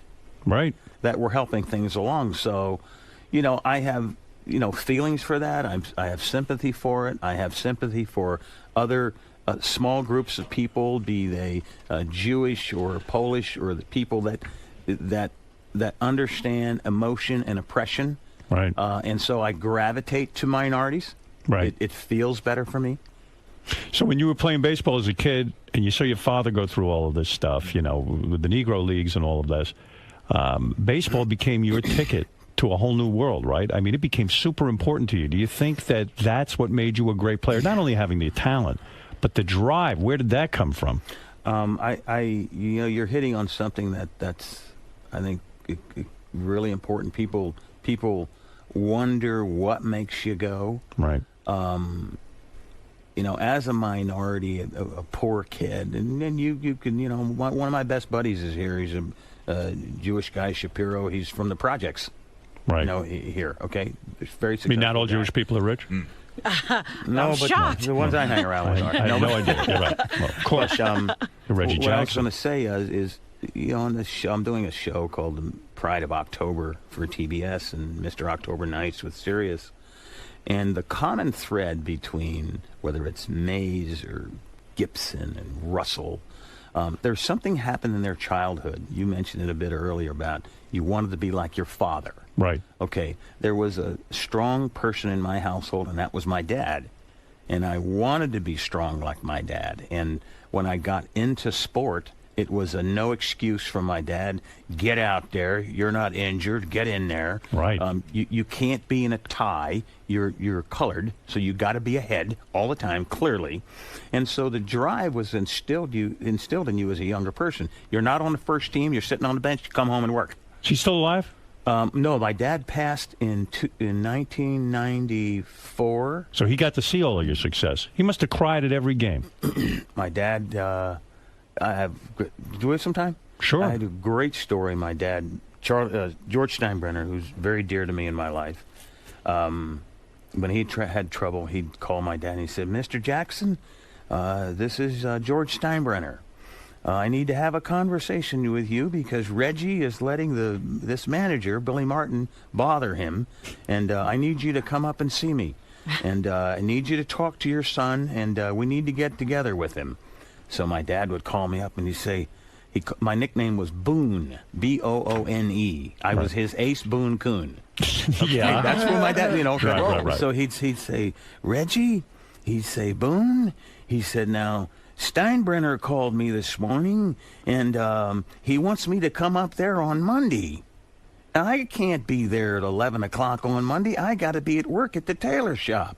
So you meet me at your brother's over in Trenton on Sunday after the game. I'm going to give you 90 minutes to get down there, and you get over there, and then I'm going to straighten you out, and then we're going to call Mr. Steinbrenner, and I'm going to tell him, because I can't come up there. It's 90 miles from Philadelphia to How New York." old were you at this time? How old? I was 29. 29 years old. They calls my Steinbrenner goodness. calls your dad. Well, you're talking about legendary battles you had with your manager, Billy Martin. Martin. And in fact, at one point, you got into a shoving match in the dugout. Never a shut-in. If I would have touched him, Howard, and I knew at the time, but we did have a verbal altercation. We had verbal battles, etc.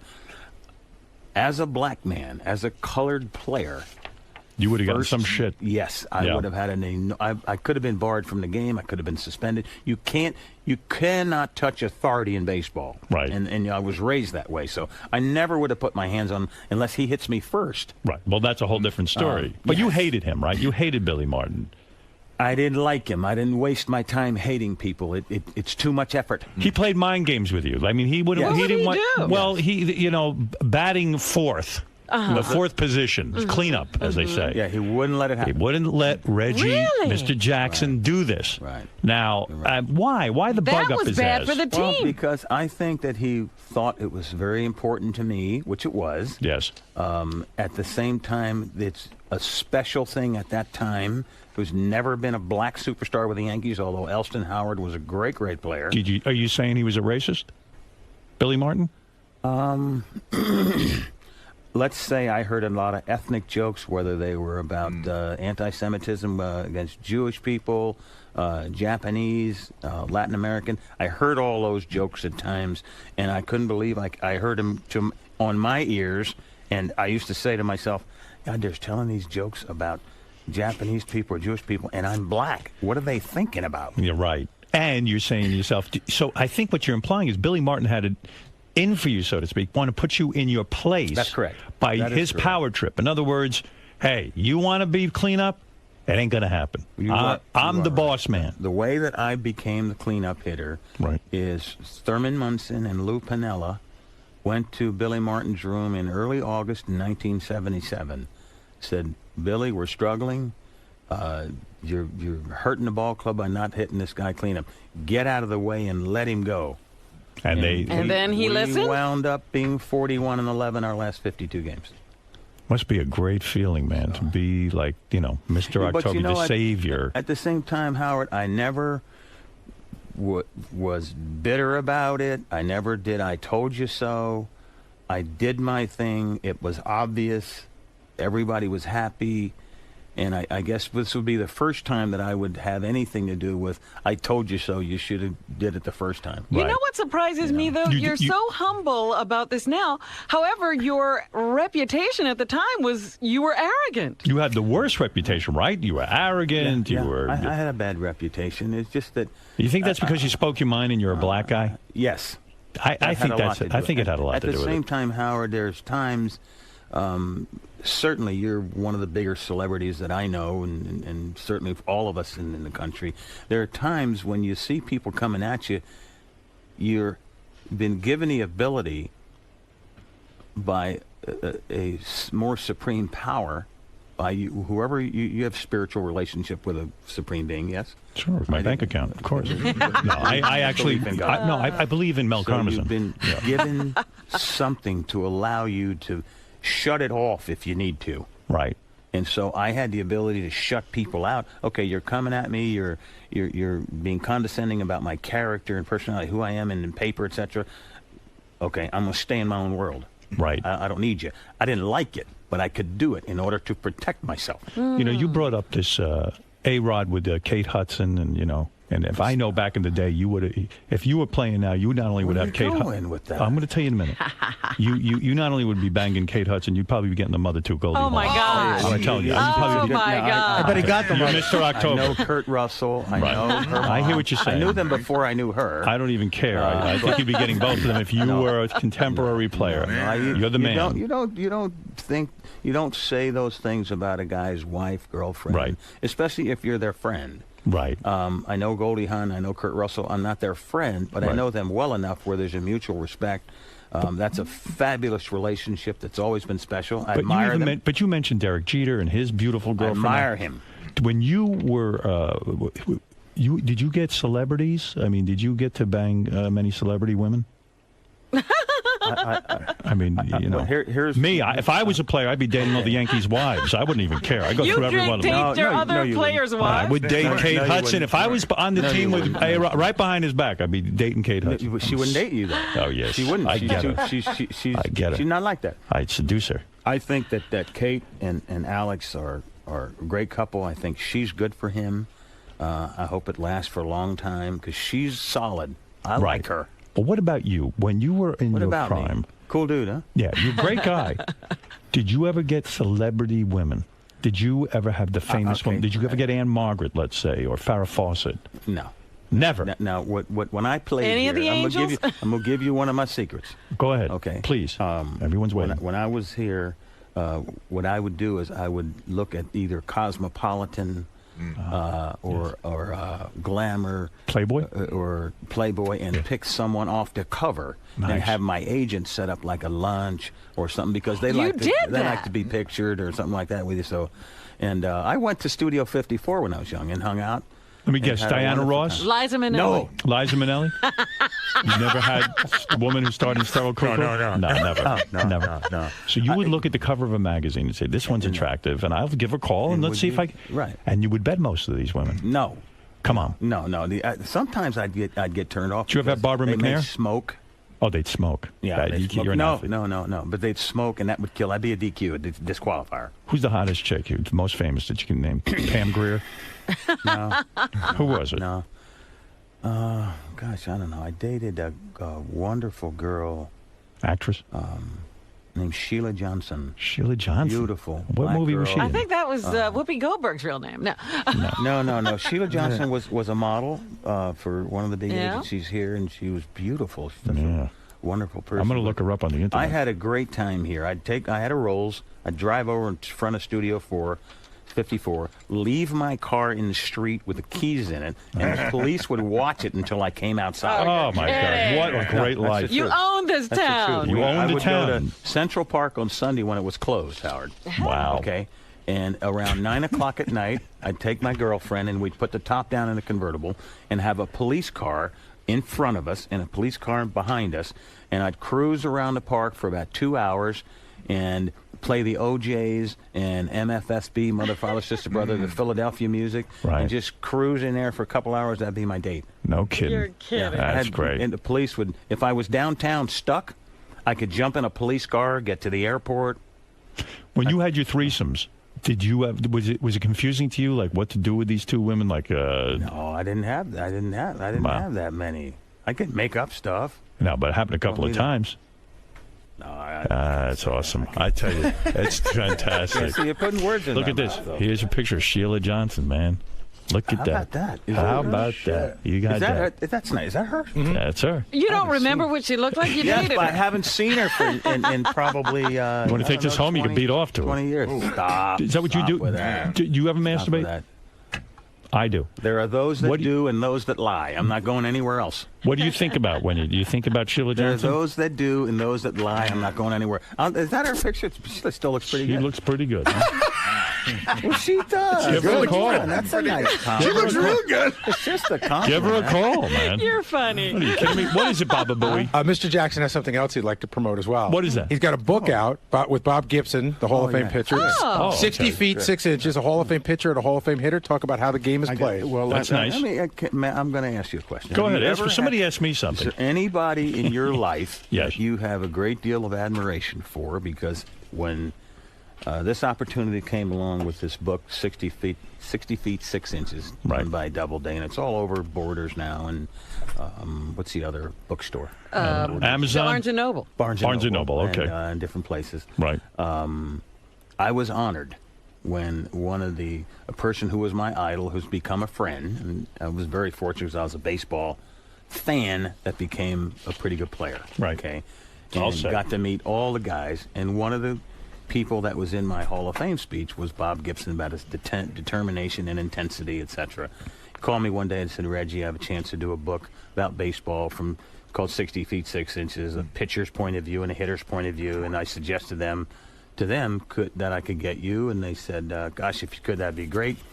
I said yes immediately, but I was honored because the person that I admired for my entire life, that was my friend, had asked me to do something. So is there anybody in your business or in your world or that you've met that you admire enough that if they said, hey, Howard, I'd like to do this business or I'd like to do a TV show? If the Three Stooges were still alive, I would love it. I'm serious, though. I'm being serious. That was who I worship. Those guys?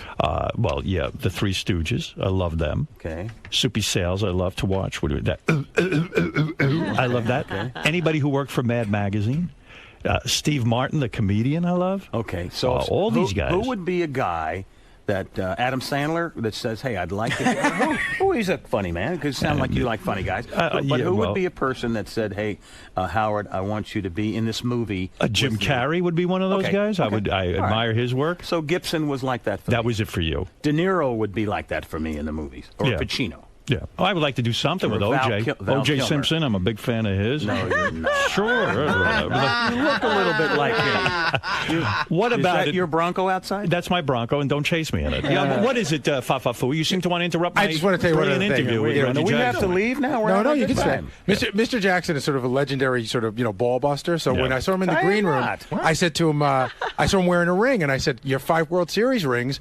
How do you decide which one to wear?" And then he informed me that he filed Chapter 11 and sold all his rings, but of course that's a lie. Stop. No, you're either going to drop it or you're going to catch it. That's his Hall of Fame ring. Come on, watching him now? My hands are shaking. Howard, that's his Hall of Fame ring. Okay. Wow. You sold your... No. He just told me that in the green room to bust my balls. Your balls. No. How's that look on me? You're very manly. This is a big ring. That's a big ring. It's too big for you? But Reggie, how come you know what that means, don't you? What does it mean? If your hands are small and tiny? It means small penis, I know. Reggie, how come you wear the Hall of Fame ring? Why do you wear the Hall of Fame ring and not one of your other rings? When I have 9 World Series championship rings. Nice catch. 4 with I could have been an E9. Glad you can handle that. But I wear this because there's only 60 or 65 guys alive that wear them. World Series rings, they give out about 200 to 300. That's right. Even the guys who aren't in the game. Right. They give out about 200 or 300. And Artie, you realize what I just touched? One more unit. I know. I just touched a Hall of Fame. Let me see it. Nice. That's a nice play. Let me tell you something. I didn't have the right upbringing. If somebody would have directed me in sports, I would have been a great athlete. I have ability. I wasn't led down that road. All right, let me say this to you, regardless of what people say now. Go ahead. The first time you caught the ring, yes, it was a nice move. Okay. And that was an error to D, and you made a nice play. So I'll say you started out showing me that you got pretty good hands. I have an ability.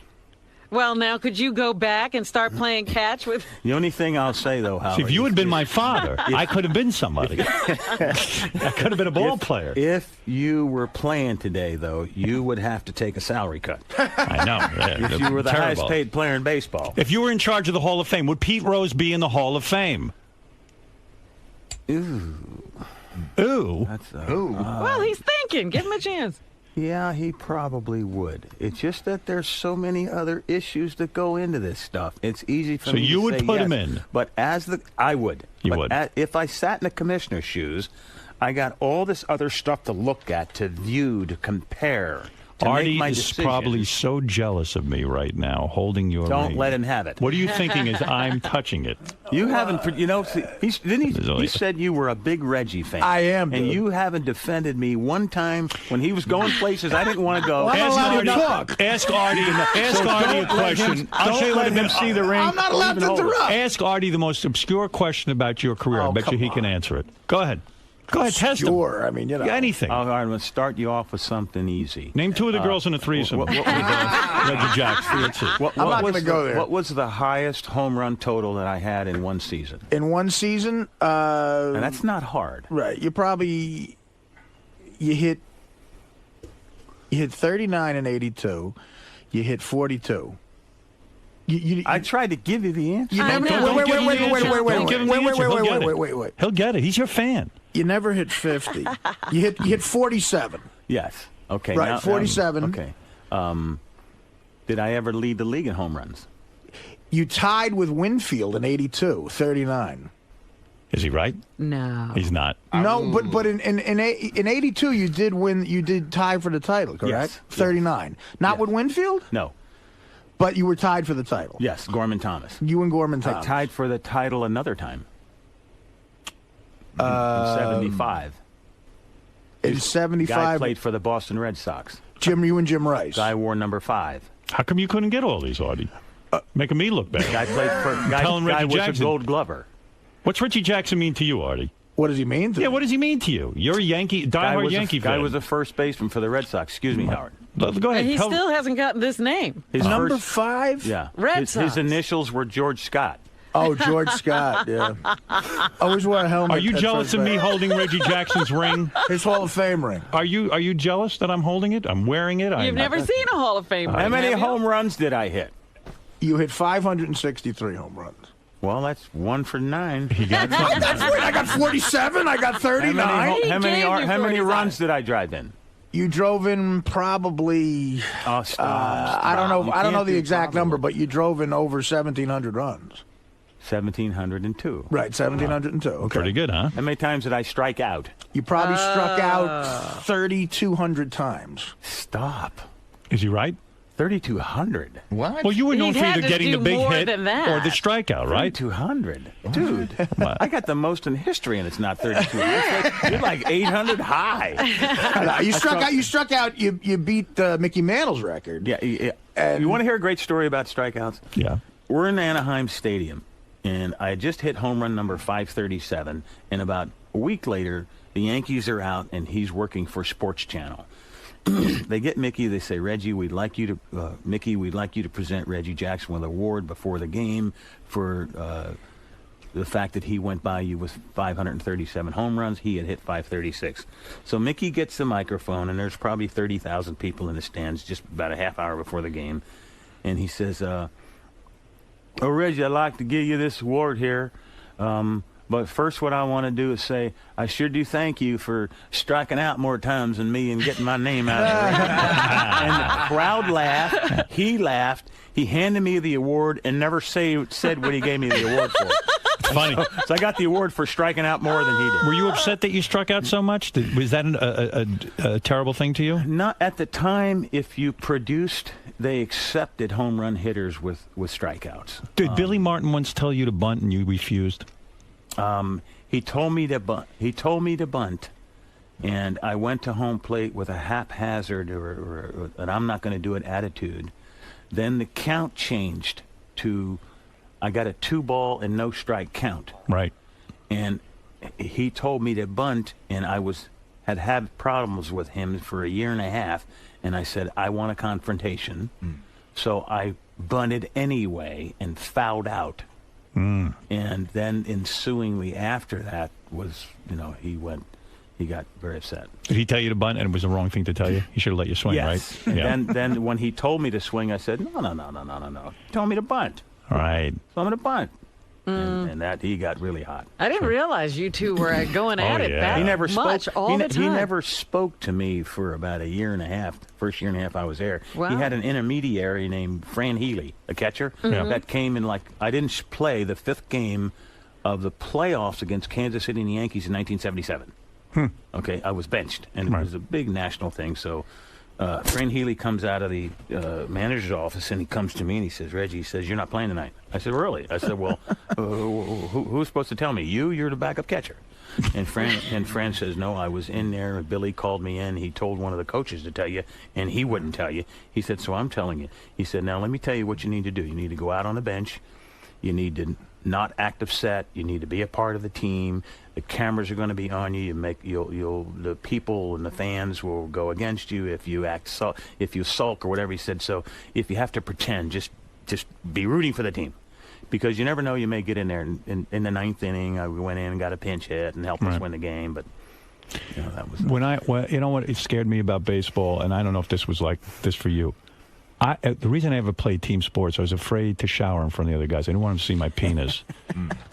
Was that an issue for you at all? Robin, what's wrong with this dude? Can I stick up for Mr. Jackson? It's crazy. Jackson. I mean, what do you say? You have smut dragging you down? No, what I'm asking you is, I just ignore was there ever a time? And I'm talking about even when you played in high school. I don't know. He sets this up so nice and serious. I know it's going. No, I'm being very serious. He's pretty straightforward. Maybe there are other young men like myself who are afraid to play sports, and you could help them with this.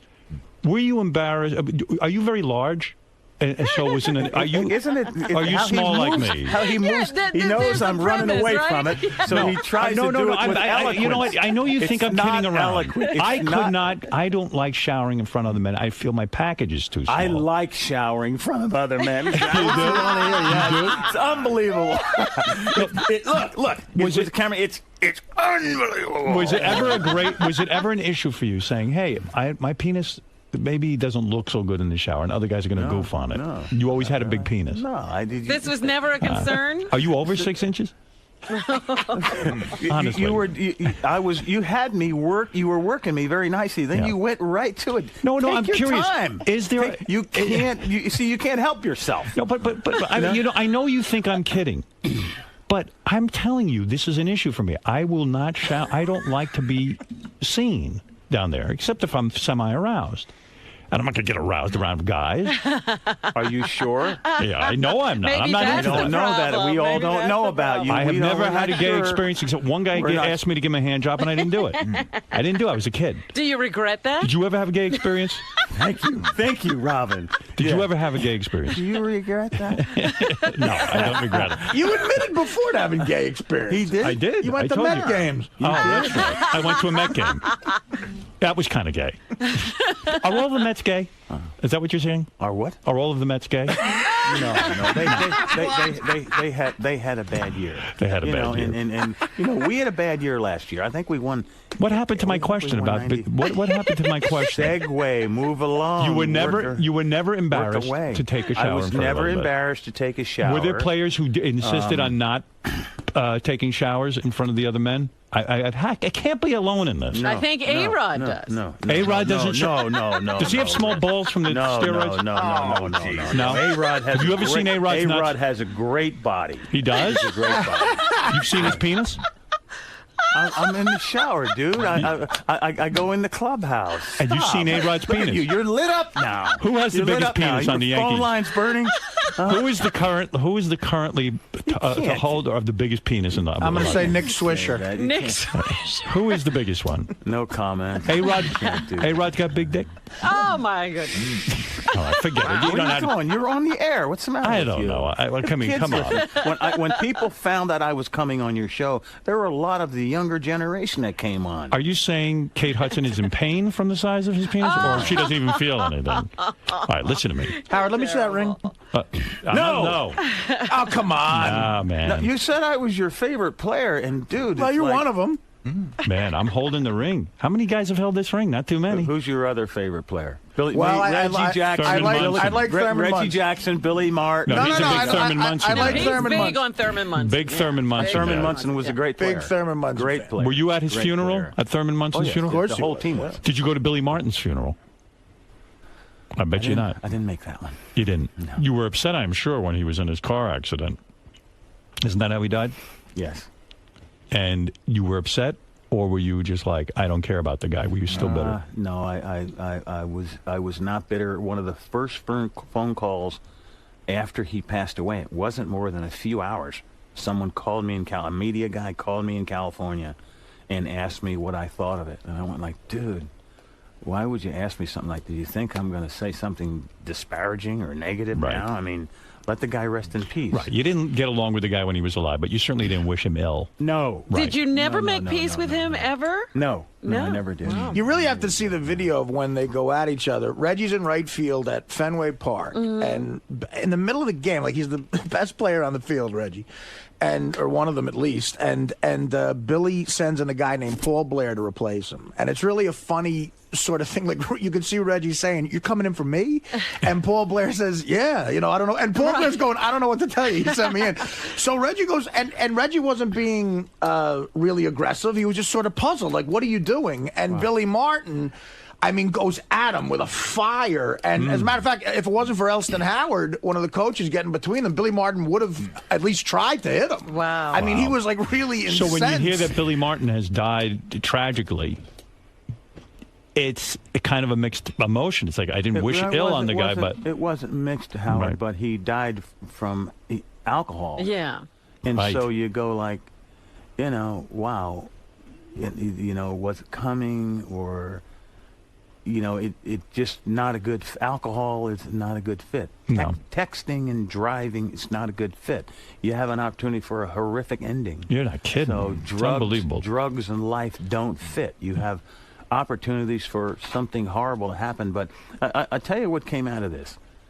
I'm pleased to hear a person that never talked to me about it, that had a perfect read of what went on. And I've never heard that played back. You mean what I just said about obvious that I didn't know what was going on. I went into the dugout. You were confused. Still amazed. Paul Blair was confused. The guy coming in for you. Tell you what came out in the last year. There's a book that I'm going to do about the 77 season. ESPN Radio did their rendition. ESPN, the TV show, and they did a hatchet job on me and my character and personality. The Bronx is burning. Then they cut and pasted historical interviews with me to make it look like I supported it. Wow. Well, that's a hatchet job. To get this out, like you like Artie's rendition of the story. Can he hold the ring now? Can he hold the ring? Yes. I don't want to let him hold it. What am I going to do? I like having that, didn't you? Fran Healy said to me, he said, Reggie, he said, this is about 6 months ago, he said, I found out, because he does a TV show, that Billy had talked to people the night before about embarrassing me the next day if he had the chance, because we were on national television. Wow. Now, wow. That's crazy. That is crazy. Well, like you said, alcohol doesn't mix with this kind of stuff. And real quick, you and Munson had issues in the beginning, but it sounds like you guys had a tremendous amount of respect for each other at the end. And Yes. And is it true you flew with him once? Yes. Like a couple of weeks before he died? I flew with him a couple of weeks before he passed, and when the day he did pass, he was doing what they call touch and goes and practicing takeoffs and landings, and he invited me to Akron, Ohio, to go with him and do it. I had an appearance in Branford, Connecticut, with a corporate relationship. Thank goodness. And I heard it on the radio. Oh, my God. You mean you might have been there? You missed that. Holy mackerel. Wow. I can't thank you enough for spending this hour with us. Do you have family? What do you mean, do I have family? What do you think? What am I, an alien? I have 3 daughters, sure. Okay. Yeah. Got a wife. School, college? I have a daughter who graduated. I have 2 daughters who graduated college. And I have one who's in high school right now. And your daughters are graduated from college, married, your children? One has a boy. No children. One has a boyfriend. But, no. None of that yet. Pursuing careers. But wonderful. You guys hang out. Oh, yeah. They're great kids. And you live in the area? Yeah, I live in Manhattan. Right. Yeah. Oh, wow. Good. Well, you look at me like I'm an alien. What did you think? What did you think? Do you think that there's something wrong with me? No, that I can't maintain a relationship? Howard Stern, you have this bigger than life image. You're right. It's not easy for them, but you know. It's not easy for them. Yeah. What about you? What about me? What about you? What about me? Yeah. What about me? What are you saying? I've enjoyed this time with you. Oh, hey. I'm I don't know honored. about the you know. See, if I have any regrets about this interview, by the way, I love you and I love you as a guest and I appreciate you coming in here. But I really would like to address for any guys out there who are embarrassed like me. You had to bring it up, Reggie. He was off of it. I really am. I was being serious. I know you think I'm always embarrassed to go in the shower. I was always embarrassed. Why? And that would be something that would turn me off to team sports.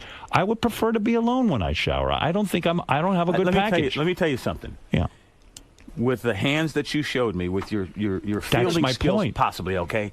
If you became good enough, the Yankees or any team, if you could have produced enough, we would have built you your own shower. Yeah, but wait a second. Hold it a second. In order to get into 40 home runs a year and hit 300, we'd have built you your shower. In order to get into sports, you have to play in high school and this, and you got to be on the team, and you got to take these There showers. is the paying your dues. And I'm a needle dick. I'll be honest with you. I don't mind saying it. And I don't want people to laugh at me. I guarantee you, when you were wait a second, when you were on the Yankees, wasn't there one guy on the team? And I'm not asking for a name, but wasn't there one guy on the team who had a small dick? Everyone's smaller than, and some guys are bigger. And did some of the guys goof on those guys? No. You say, hey, did you see? No.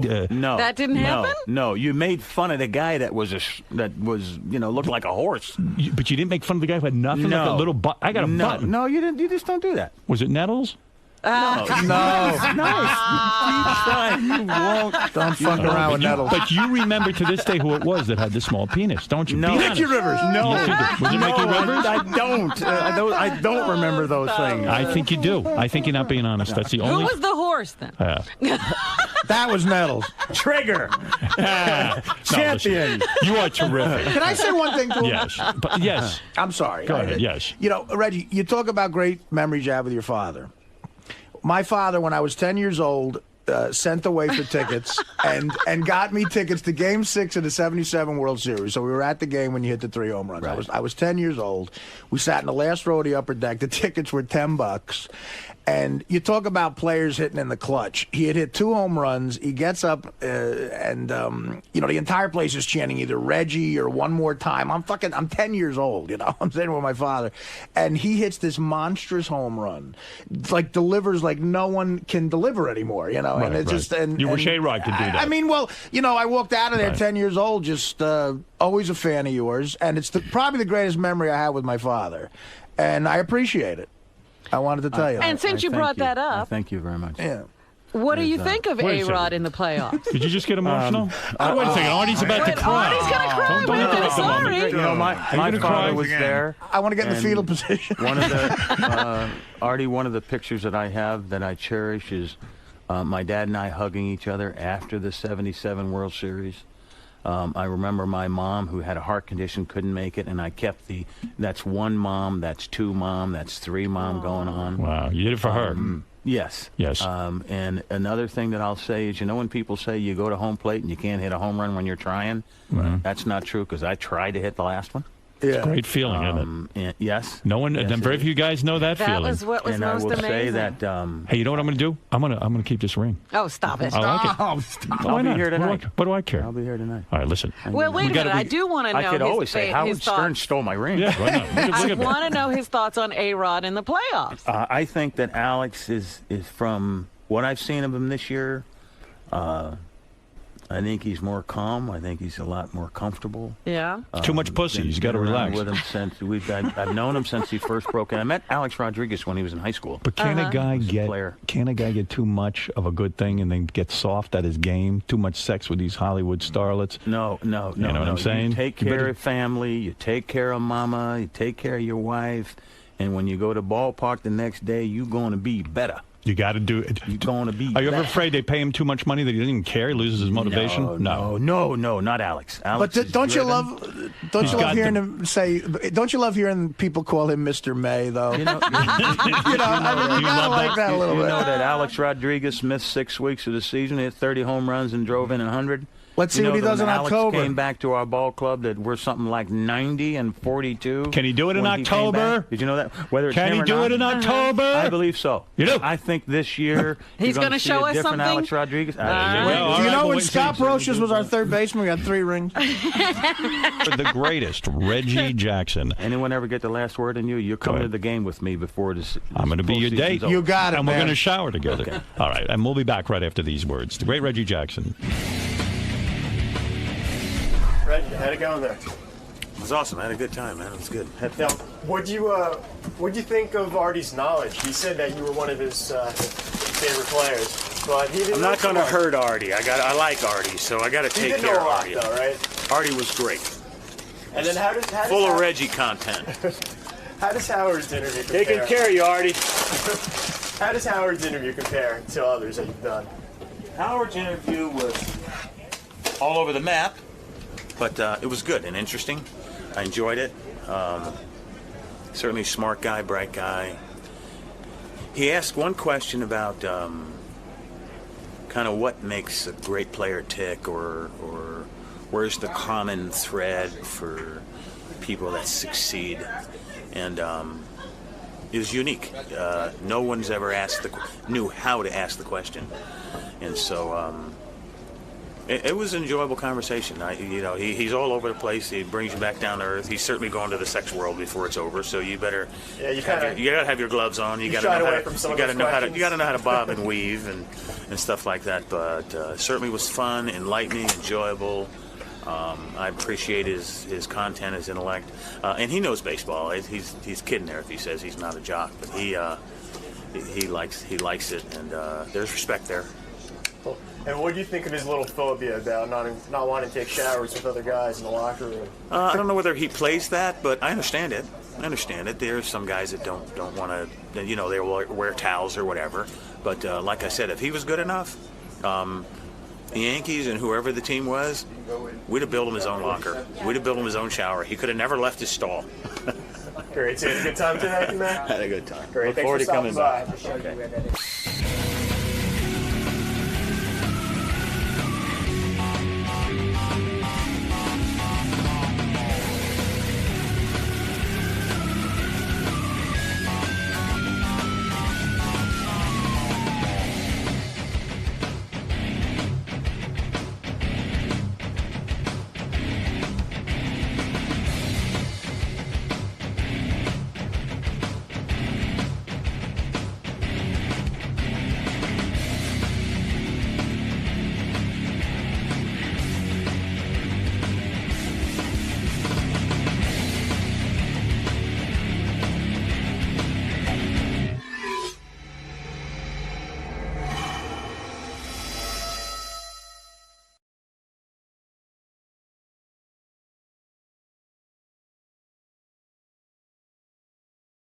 Hey, he's like, you know what? Fuck this. I'd be the same time. I'm not going to sit and bake fucking cupcakes. But also, forget that. If he would have treated me a certain way, I would have done the fucking task. Right. That's number one. And I would have done it the way, even though I didn't want to do it. You felt you were demeaned. Yeah, so I figured, you know what? At least be funny and sell tickets on the road. Do you think from being there, who gets fired is totally Trump's call?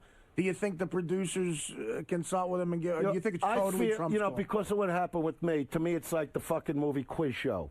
That's how I felt about it. You felt it was fake. That's my opinion. But wait a second. So I mean, I can't prove Answer that. Ralph's question. Go ahead, Ralph. But when somebody's fucking with you and pushing your buttons, sooner or later that person's going to explode. Because Ralph makes a gives you point. the reason to fucking fire him, and then you cut it all out in editing. Ralph, go ahead. Right. It would have been a great storyline. And what sucks is, like, Dice is one of the top people on the show, and you wanted him to be on the show for a while. You know, now I'm like, who else is on? I agree. Fucking player. I agree. I mean, plus he was being funny. He was being kind of. Maybe it was a setup. I don't know. What is it, Fred? I was watching the thing last night. My wife was actually upset that Dice got kicked off. If anybody should have gotten kicked off, it should have been Herschel Walker, because he was the jerk that was heading. Yeah, and he's boring. Or Rodman. For some reason, Trump wanted Rodman on that show. They normally fire the He should have team leader. drop-kicked him from minute one. Oh, I'm sorry. Yeah. And Herschel Walker's boring. Marianne from Brooklyn, go ahead. You have the word. Dice, you made that show. You were so freaking good. I love you. Donald Trump made the biggest mistake firing you. I cannot believe believe it when fucking Brian McKnight,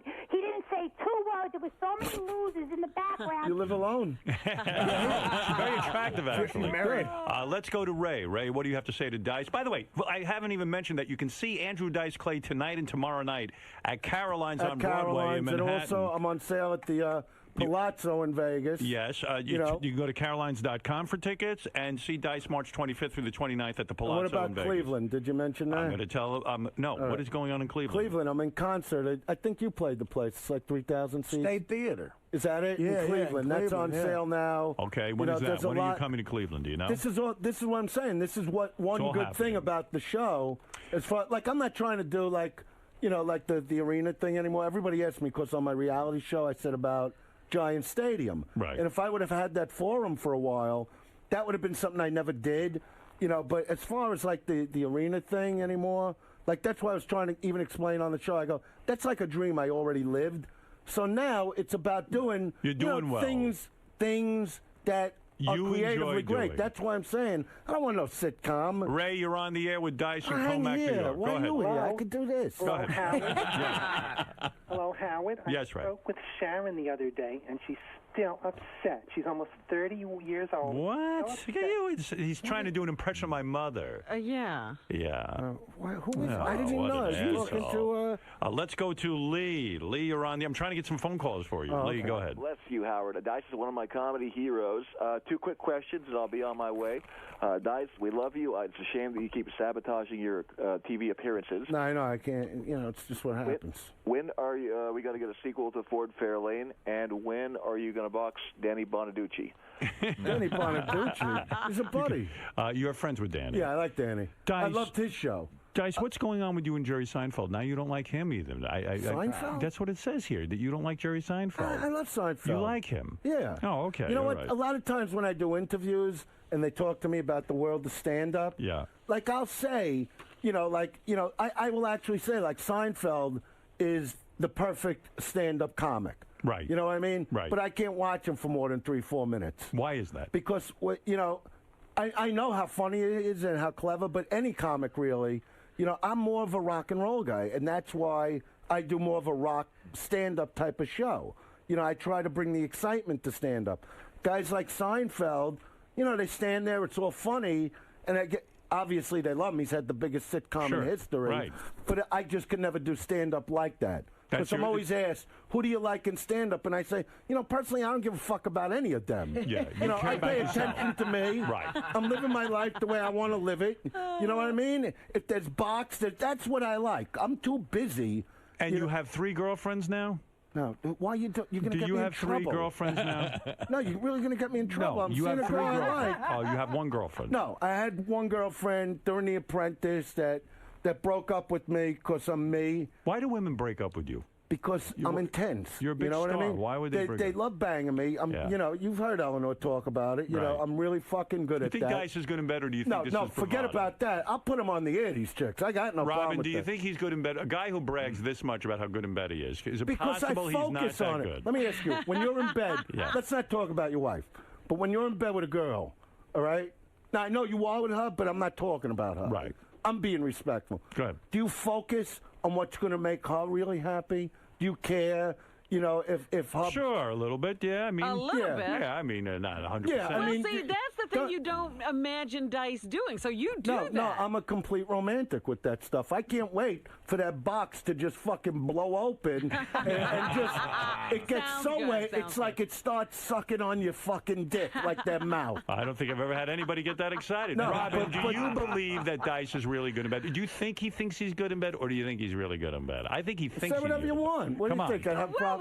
We don't have any. When a guy brags that he's great in bed, does it mean that he's great? And I'm not standing here going, I got a 14-inch fucking dick. Nobody believes me. I'm not saying that. I believe you. I'm saying... But you talk about how self-centered you are. I can't imagine you No, really thinking I'm about on the this woman. show as an entertainer. This is my entertaining. You give women pleasure because you want to own them. You want to be in charge. Yeah, but what's wrong with that? What's Nothing's wrong with really... it, but the fact is, it's Let me for tell your you, own purposes. I look at it, whenever I'm with a new girl, I always look at it, it's always individual. It's like you look them up and down like a Who's fucking your new car. girlfriend? Is it somebody we know? Somebody No, famous? no, it's not somebody Where did you meet famous. this girl? I met her through. I went to a party that Brandy had up at the Playboy Mansion. Well, how come you're going And she through? supplied the clothes. How old a girl are you talking about? 25. 25 Well, years she just old. turned 25. She must be very beautiful. She's hanging out at the Playboy Mansion. Right. They don't let Where's my anybody. fucking Yeah, phone? come on, give me a You picture. got pictures? But why Let's is he see. going through these women so I don't fast? know Every for time what. we I don't see have him, my he's got a fucking new phone. Because he's woman. hard to live with. Is that right? Of course. No, you know what? Because, do what I fucking tell you to do and everything will be all right. Because you're difficult. No, let me tell you something. I don't expect a lot from a girl. Right. You know what I mean? I don't George, need are you to go learning out. anything from this I don't interview? need, George, you know. He is a dynamic, singular character, but and he has no business George, doing I like The you Apprentice. and your people and like And your people. Which people? Which people? What, You're yeah, from what people Bangkok is it? originally, right? What? Bangkok. Bangkok. He's Japanese. Japanese. I'm from Japanese Los Angeles, people- but my grandparents came from Japan. Okay, but Japanese and Japanese women, they cater to their men. That's they true. make their men That's true. feel good. They That's take true. care. They're not like these But I have a fucking Beverly Caucasian Hills man. fucking mockies that it's all Yeah, about but he me. has a guy. And I'm going, what? He bangs guys. I have a Caucasian guy. All right. Well, you know what? Caucasian men are like Asian women. Look, Georgie, look at me. Yes. You're a nice guy. I got no problem with, you want to do that, that's fine. You didn't go and get kids, did you? Do you No, do that I don't. shit? No. Yeah, that's the only thing. My nephew has. You know what? How would you like to be, like, if you were a kid, like, in, like, a fucking orphanage, you're 17 and a half, and all of a sudden the warden comes over and goes, I got parents for you, and you walk out and there's Bert and Bruno, and you're looking at the fucking warden going, you know what? Put me back in the cage. I got 6 fucking months left here. Now, you go home with these fucking guys. You go home, you're hiding in your fucking room in your bed. Guy comes in to tuck in, you're like, I'm sitting on this fucking bed. Who's mommy? The one with the small dick? Don't you think, guys, it's good, though, to... Who the fuck is mommy? Would you rather grow up in a loving family? No. You know if what? It's 2 guys I don't or mind 2 the girls? gay thing. Yeah, right. If you know what? And I'm not pissing on it. Do it. Have a good. As long as it's not me. You've never tried it? You know, We don't accept get you. Never tried it. Dice, you never, when you were a young boy, I know you were very attractive. Did no guy try to snap a towel at you and grab your penis No. or nothing? You never No, had I'm not saying. No. When? When did this happen? You never had a gay incident? No. Okay. Oh, you're going to start this shit? No, I'm asking you. I told you last what time. shit have I told? I'm 51. If I wanted balls mashed in my fucking face, what am I waiting for? I like spots. I'm telling you, it never gets old.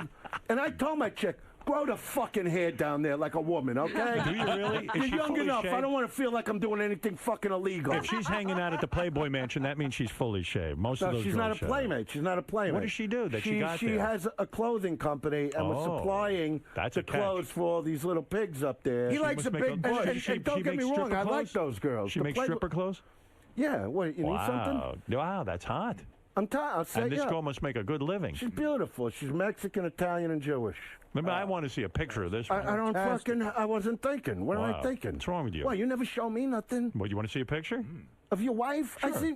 Yeah. I mean, I don't know. You Yeah. want to see? You've seen pictures of her. How come Donnie was at the wedding? Why would you? You're a street guy I like Donald me. Trump. I like him too, but I wouldn't have him at a wedding you're unless calling he him paid Donald for it. Trump. You That don't like was him a if you're slip. calling I was him that. mad. Now I forgive him. I'm sorry. I don't. Look, I'm not. Are you upset starting you no weren't thing. at my wedding? Is that what you're trying to say? Well, I'm saying, we're friends a long time. So what if we didn't But talk come for on. 10 or 12 That's years? what I'm saying. We haven't talked in No, so but long. for the last couple of years, we've been hanging. You never had a friendship with But Chevy look, Chase, and you had him there. How much fun would we have had if I was at your wedding? That's the problem. You're a loose cannon. I would have made it like a fun wedding. Yeah, Beth wanted like I would have been in the audience going, you could do this. Beth wanted to have a nice, quiet wedding. You know Was what it I mean? quiet? Yeah. It How was many nice. people? How many people were there? About 200. Well, if you have 200. Donnie there, what's he going to talk about? He had a fun time. Yeah, and like I say, you know what? There's my wife right there. If he's, there you go. Where? Right there. Look at that. That's a beautiful broad. Beautiful broad. She is beautiful. Yeah. She did Dancing with the Stars. No, she didn't. She turned it down. Oh, she didn't do it? No. Look at that. Yeah, see? Look at that. Look at the, See, look I at the like smile. girls too. Look at the fucking hair. Sure.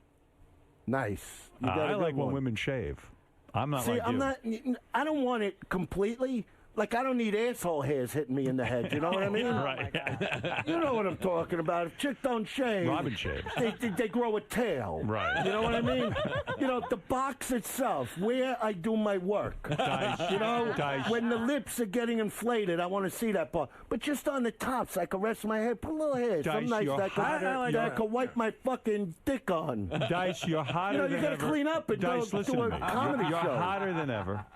You were coming off a national television show. Yeah, I want to thank Donald Trump for putting me on You're there. the talk Donnie of the Trump, whatever. You are the talk of the You town. did that. You've got your new glasses that I love. Those a great- aren't permanent, are they? Yes. Well, no, see, these are just regular for like driving. Because of the eye, it brings up the vision a little. I see. You know, so And I got to wear them. Let me tell you, the fans love it. You're on the road now. You've got See, to they go should see. have got rid of me. You don't get rid of a star like me. No, you know, I mean, I'm telling you, the people they left on that show are boring. It's gonna fucking hurt it. He should have stayed there. Unless they go to the chicks. See, the chicks were interesting. You got good-looking chicks. You And got they're fun to Dolly, look at. You got Brandy. You know, I know Jonah Land, Brandy. the comedic forum. Well, it Tom would've been Green. fun to Tom have you Green's there. great. Tom By the way, Tom Me and- Green, I've no. always thought Tom Green was funny. You got to see what he looks like. Did you see this? No, what does he look like? And he gained about 80 pounds. No, he's a skinny guy. Really? Yeah, but he was. He's No, but fatter let than me he tell you, was. me and Tom Green are good friends. I got him getting chicks again. Once Drew Barrymore dumped him, it No, was well, very hard for him. Well, I talked to him about. I'm the one that got him dating again. Who's he dating? No, he's different, like real He's seen regular girls? girl. Yeah.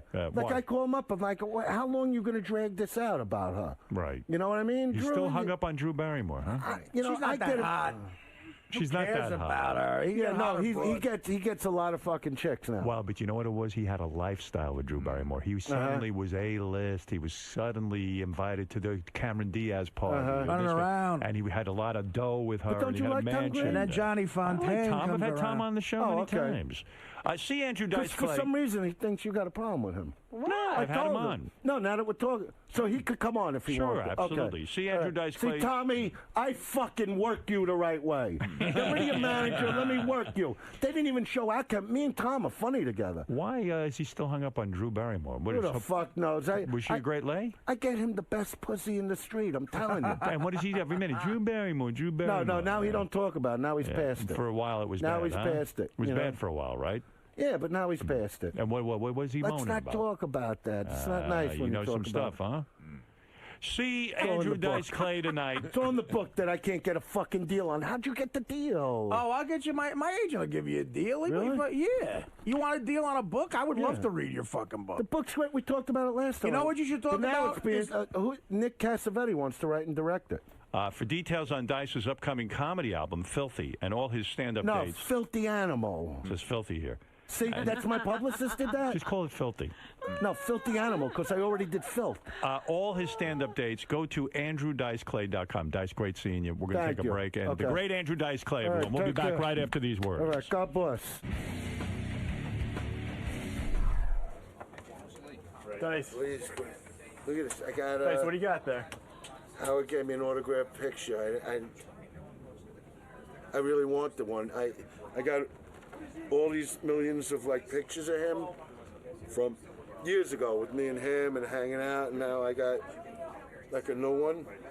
So I'll frame it and I'll hang it up. Nice, man.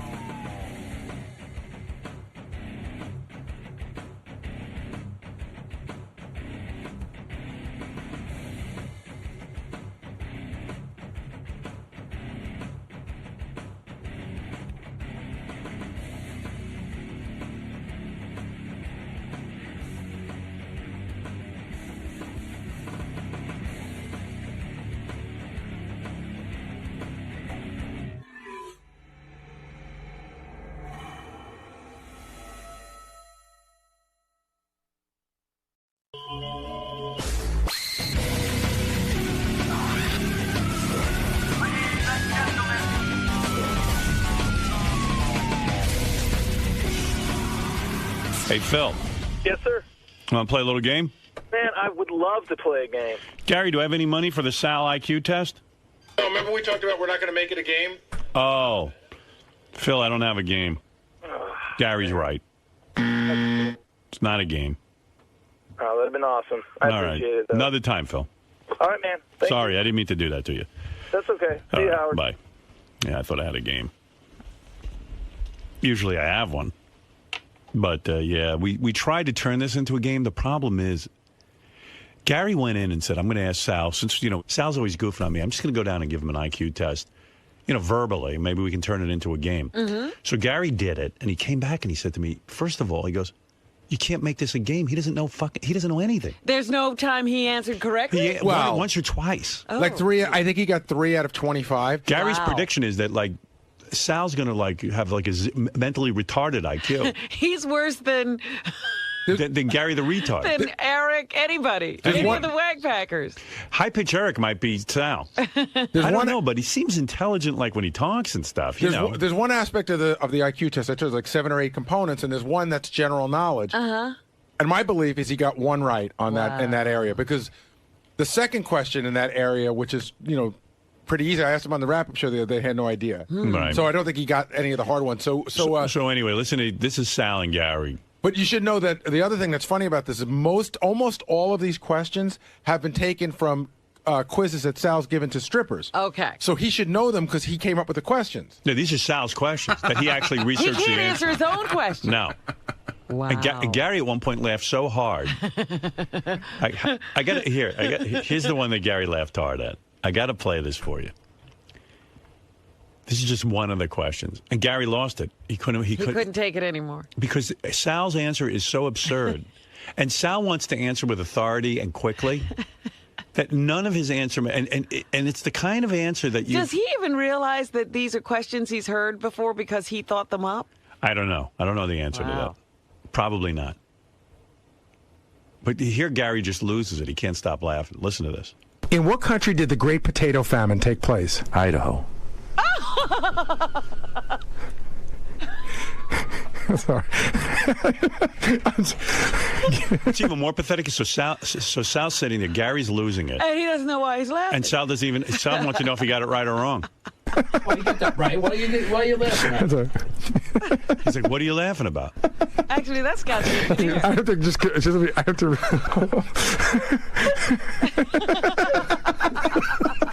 Wow. I need a minute. That noise you hear now is Gary laughing himself in the face. He's trying to stop. And he can't. And now Sal's laughing because Gary's hitting himself in the face. And Right. Sal's clueless. No idea why. Wow. All right, here we go. All right, so then Wow. Gary. Yeah, I'll play you some of these. Gary says it's pathetic. Idaho, what country? Idaho. He had a double wrong answer. Yeah, I mean, you don't It even wasn't know. a country, and it wasn't the place where the potato famine occurred. Right. Maybe stop and think. They said country. You didn't know Idaho was a country? He seceded. Sal, come in here, you moron. I mean, really, what? How does he think of these questions and he doesn't know the answers? I don't know. I can't tell you what's going on. That's a sort of genius. You're like retarded. You're going to do terrible on the IQ test. I'm worried about you, man. I have money on you. Do you help your kids with their homework?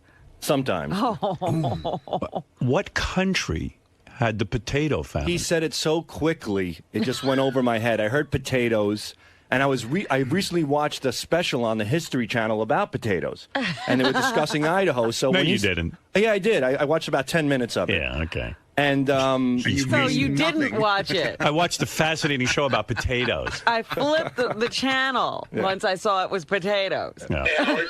What? Can I ask you a question? Did the guy who administered the IQ test, did he laugh? he put out a big giggle at one point. Did he really? Yeah, but I thought he was laughing because he thought I was joking, and that really hurt. And then I kind of played it off like I was joking, and he asked me about a continent right away off the bat. A lot of those questions were geographical and historical, and that's not your strong suit. No, I'm prank call, songs, bits. He didn't know that? He didn't have prank call questions? No, I mean... Yeah, they didn't ask you how to get in touch with Tradio? Right, exactly. Right. If he did, I think I would score pretty well. Yeah. But I don't know. I mean, it really doesn't interest me. So if I'm stupid, I'm stupid. But at least I'm smart enough to, retain Should general knowledge be part of IQ in the sense that, in other words, let's say somebody doesn't go to a good school, or something like that. Well, that's why they always say they're culturally skewed, because Right. if you're not exposed to this general knowledge, you can't have it. But I mean, someone like Sal was exposed. Right. He would be in the group that was exposed. My dad used to pull me out of feral. My dad used to pull me out of school sometimes to go to work. All right. I know. The few days you were there, you should have picked up something. Like Idaho's not a country. I picked myself up and got the fuck out. I just didn't. I don't know. Yeah. Well, actually, I don't even think general knowledge is part of the IQ thing. I think they do it and they give you a separate sort of as an indicator. So I don't know how it all works. We'll find out on Thursday. Well, I thought Gary set me up with that because those questions he asked were almost the same questions we ask on the show. Those are the exact same questions we asked. They're the ones you wrote, and you don't even know the fucking answer. Well, I'm talking about on the IQ test that I took, the professional one. There was no setup. Yeah, because those questions were hard. No, this was the setup, and you failed this too. No, the reason they sounded familiar is because they're general knowledge. I don't know. I thought Gary was goofing on me because they sounded familiar. All right. Here's Sal taking his test with Gary. What is the capital of California? Los Angeles. That's what I said. You're kidding. Los Angeles. It's not the capital. It isn't? No. I could have sworn it was the And capital. by the way, we've Jason was just telling me because he helped me put this. What is it, Sacramento, right? Sacramento. Yeah. He's used that Close question enough. at least a half a dozen times in stripper quizzes. Right. So Not that one. You haven't That used that. exact one. Nope, New York, Albany. That's how I know That's that a different one. one. No shit, no kidding, idiot. No, It is a you've asked that to strippers. I've asked the New York one. What's the capital of New York? I never asked the capital of California. Capital of Los Angeles. And I don't live in California. What do I give a fuck what the capital it is? What two states border Washington, D.C.? Uh-oh. That took a long sigh. Washington, D.C. I'm bad at this stuff, too, Sal. Don't feel bad. Virginia and Maryland. You got that you got it right. right. Did I really? Yeah, that's right. I know that I lived in Washington, so. At this point, I'm thinking, okay, 1 and 1, because I didn't move the test around. That's how it went. I go, all right, he's going to do about half. He's gonna get Right. somewhere. You We're on a start to- roll. You start to think he's got something going on. He didn't get I don't think he get another one right for about 10 questions. All right. What is the symbol for the Roman numeral 10? You had to have gotten that. What did you say? Let me hear. said- Let me hear. I and a V. Oh, fuck. You can't be that fucking stupid. In Is it what just order? a V? Is it just No, a V? is it- No, in what V order? is a 5. But wait a minute. Oh, in V what in the order, one, V in the I? What order do they go? The I and the V. I think I is 1, and then 2 I's is 2, and then 3 I's is 3. And then where do you go? And then is it V's of 4? I don't know. Who gives a just shit? said V I'm of not 5. Roman. When do you use Roman numerals in your fucking life? I don't What know, but time I is know it? that. It's I. What are you fucking nuts? You would be institutionalized. Yeah, but every kid learns it. But you don't need But that it is shit. sometimes written. You Even have as a to know. comedian, you ever hear the joke, I just went to the movie Malcolm 10? The guy, in other words, he saw Malcolm X and he thought it was a 10. Right. In that Right. sense, it's fun. I guess X Right. is 10. Thank X you. is 10, right. I thought X was porn. I don't know. Yeah, I mean, When I see X, I think of, pornography. all right, let me hear what else you I got don't wrong. know. What is a female deer called? All right, that you must have gotten right. What'd you say? A doe. A deer, a doe, female deer. Let me hear what you said. A doe. Oh, you got it right. You got it right, Gary. I think it's after this that the streak starts. Okay. I think Gary was falling asleep during that question. He forgot. Who invented the light bulb? Uh-oh. I think I got this I right. think you got this one right too, Howard. I'm Oh, sorry. these were the 3 you got right? Edison. That's correct. Very good. Very Gary was good. playing solitaire on that I don't question. know, Gary. He's That's what I doing forgot. okay. I forgot, both. I was getting woozy. Sal, you know what? Mock me all you want now because the rest speaks for itself. What country is the Thames River in? That's ridiculous. That's Oh, just come on. You should know that. I don't even know. I've never even heard of Thames. Never heard of the Thames River. Never. Thames River? Mm-hmm. Thames River. The Thames. What country is the Thames River in? Country. Egypt. Because I thought That's Nile Nile. River. Yeah, I know Nile. I figured maybe they have another river. England. The Thames. All right. Okay, here we go. In what country did the Great Potato Famine take place? Oh, we know That's that. the greatest question That was a ever. mistake. That was a mistake. Well, what is the country? I know it's Ireland now. Somebody told you. Get some time to think about it. All right, Idaho is not a country. I know that. Okay, here we go. Which ocean is the state of Hawaii located in? All right, there you go. You know that. That's a slam dunk. Yeah, that's easy. I'll say goodbye now. Which ocean is in Hawaii? Is that what you're asking? You know the names of the Which ocean is the state of Hawaii located in? Which ocean is the state of Hawaii? You mean Hawaii's on an ocean? Okay, so. You mean... The way he worded it was so confusing. Right, so confusing. Atlantic Ocean? Atlantic Ocean.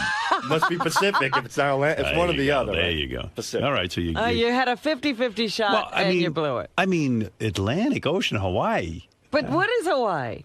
It's an island. Yeah. Which makes There you sense. go. Yeah. And what is an it island? has to be in a body of water. What's an island? An island is a freestanding piece of land that's surrounded by water. There you go. So there you go. So I'm not that stupid. No, not at all. You struggled with that a little too much. Name 4 continents. Uh-oh. I'm always bad at this, but Really? I'm getting better at it. Let me hear what you said. North America, South America. Go ahead. Africa.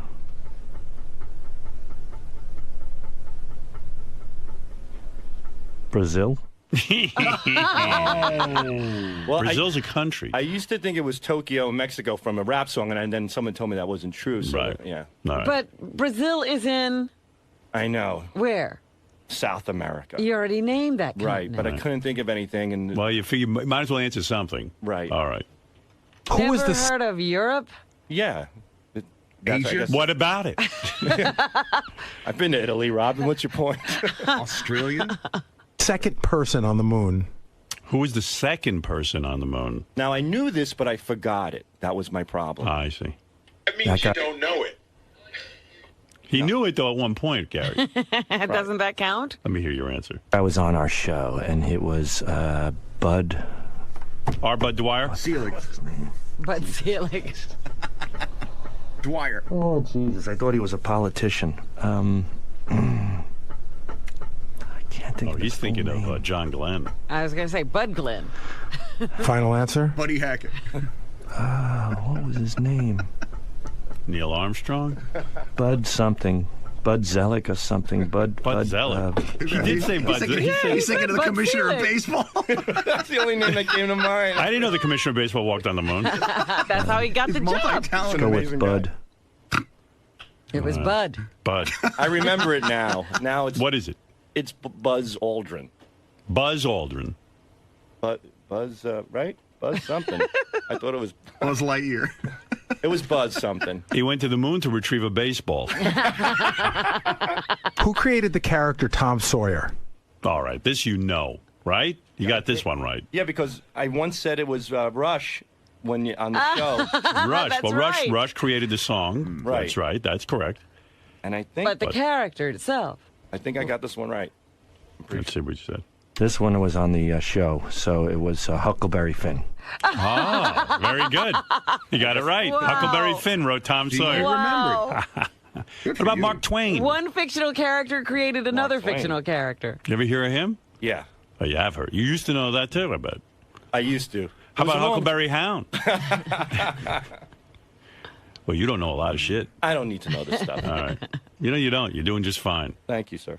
A bicentennial marks the passing of how many years? Uh-oh. This is easy. You got it right? Sure. Okay.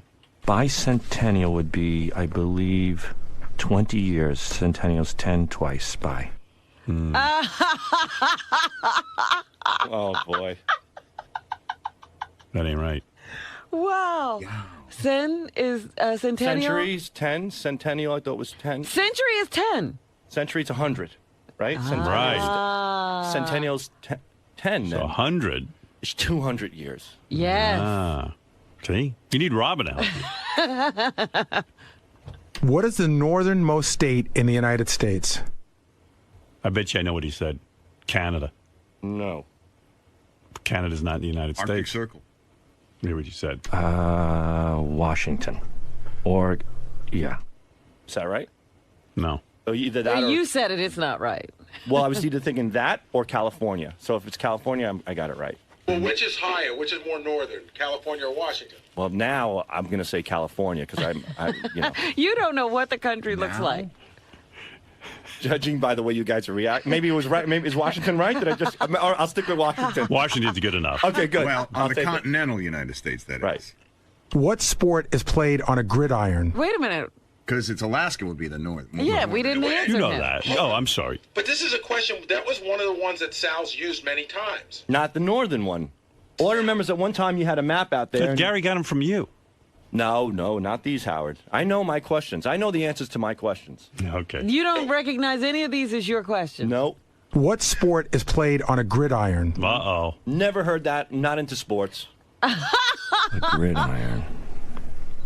A gridiron. A gridiron. A gridiron. A gridiron sport. I'm not into sports either, but I know this. I'm not into sports. Soccer. Soccer? Douche. A lucky guess. Football. Football? Yeah. I don't see a gridiron there. I see a bunch of straight lines that go You've never across. heard gridiron? Never. Never heard that? Never. Gridiron. Well, what about soccer is a gridiron? Is it a gridiron? It's similar to a football field. All right, look. I don't know. You're having a lot of difficulty. But you're asking me things again that I'm not interested in. That Well, really yeah, I'm not interested in football But either, they're but I have a they general really are knowledge. general I know other knowledge. things about football. Do you ever hear the expression like a gridiron great? Like, they go, Frank Gifford was the great gridiron, something like that. All I know about Frank is he banged some chick in the ass, and you guys... He didn't bang her in the ass. Oh, You don't even know that. Oh, he tried to. He wanted to. He wanted to. She didn't want to do it. Right. Okay, there you go. Shall we? And that was... My dear. Shall we, my dear? Benjamin Franklin is one of 2 non-presidents on U.S. paper currency. Oh, no. He's on the $100 bill. Who is the other? That's a good question. Benjamin Franklin is on the... I think I'm having difficulty drawing a name up. Why am I having a problem with that one? I don't know this one. Yeah. You see? We're all in the same boat. Well, I'll admit when I don't know one. But this is the first one that stumped me.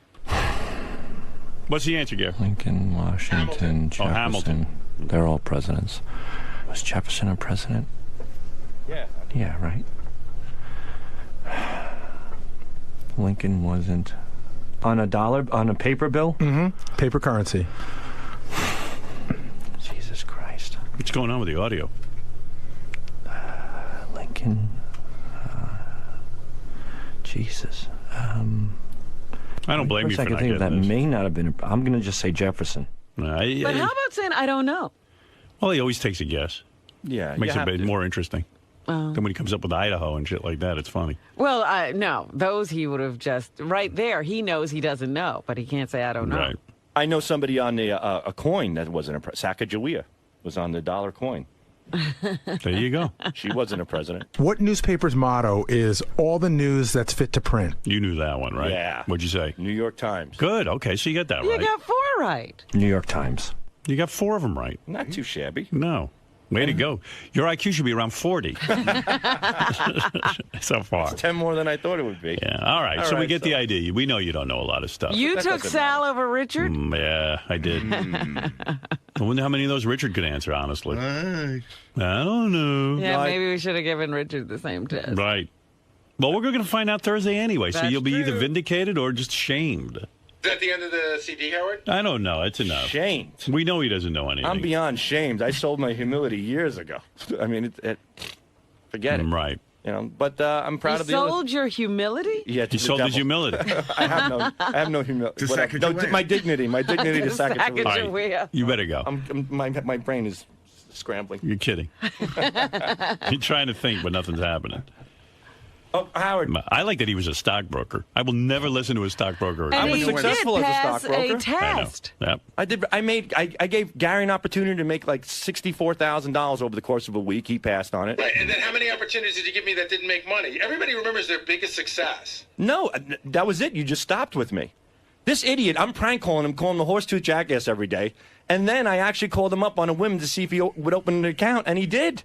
He actually opened an account up. But how do you? And then I said, what am I doing? Right. Because Stuttering John goes, I told you, he's crazy, but he makes money. So I opened the account, and then I go, I'm not giving him my fucking money. I'm out of my mind, and that was that. Yeah.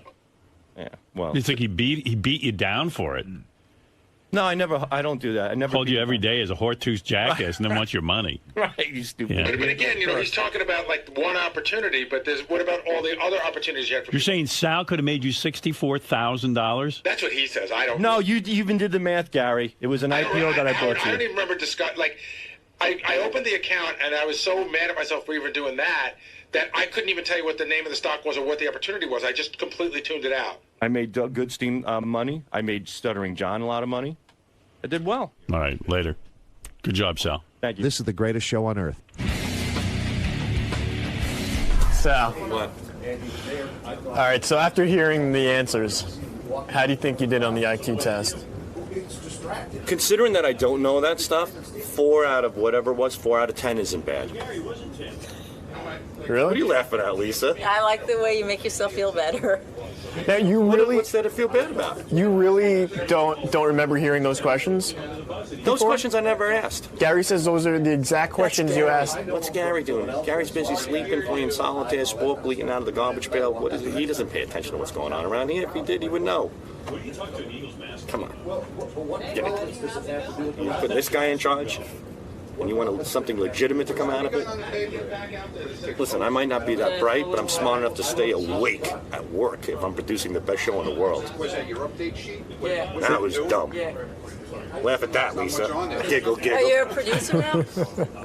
Yeah, I'm going to produce my foot in your ass and get you out of here.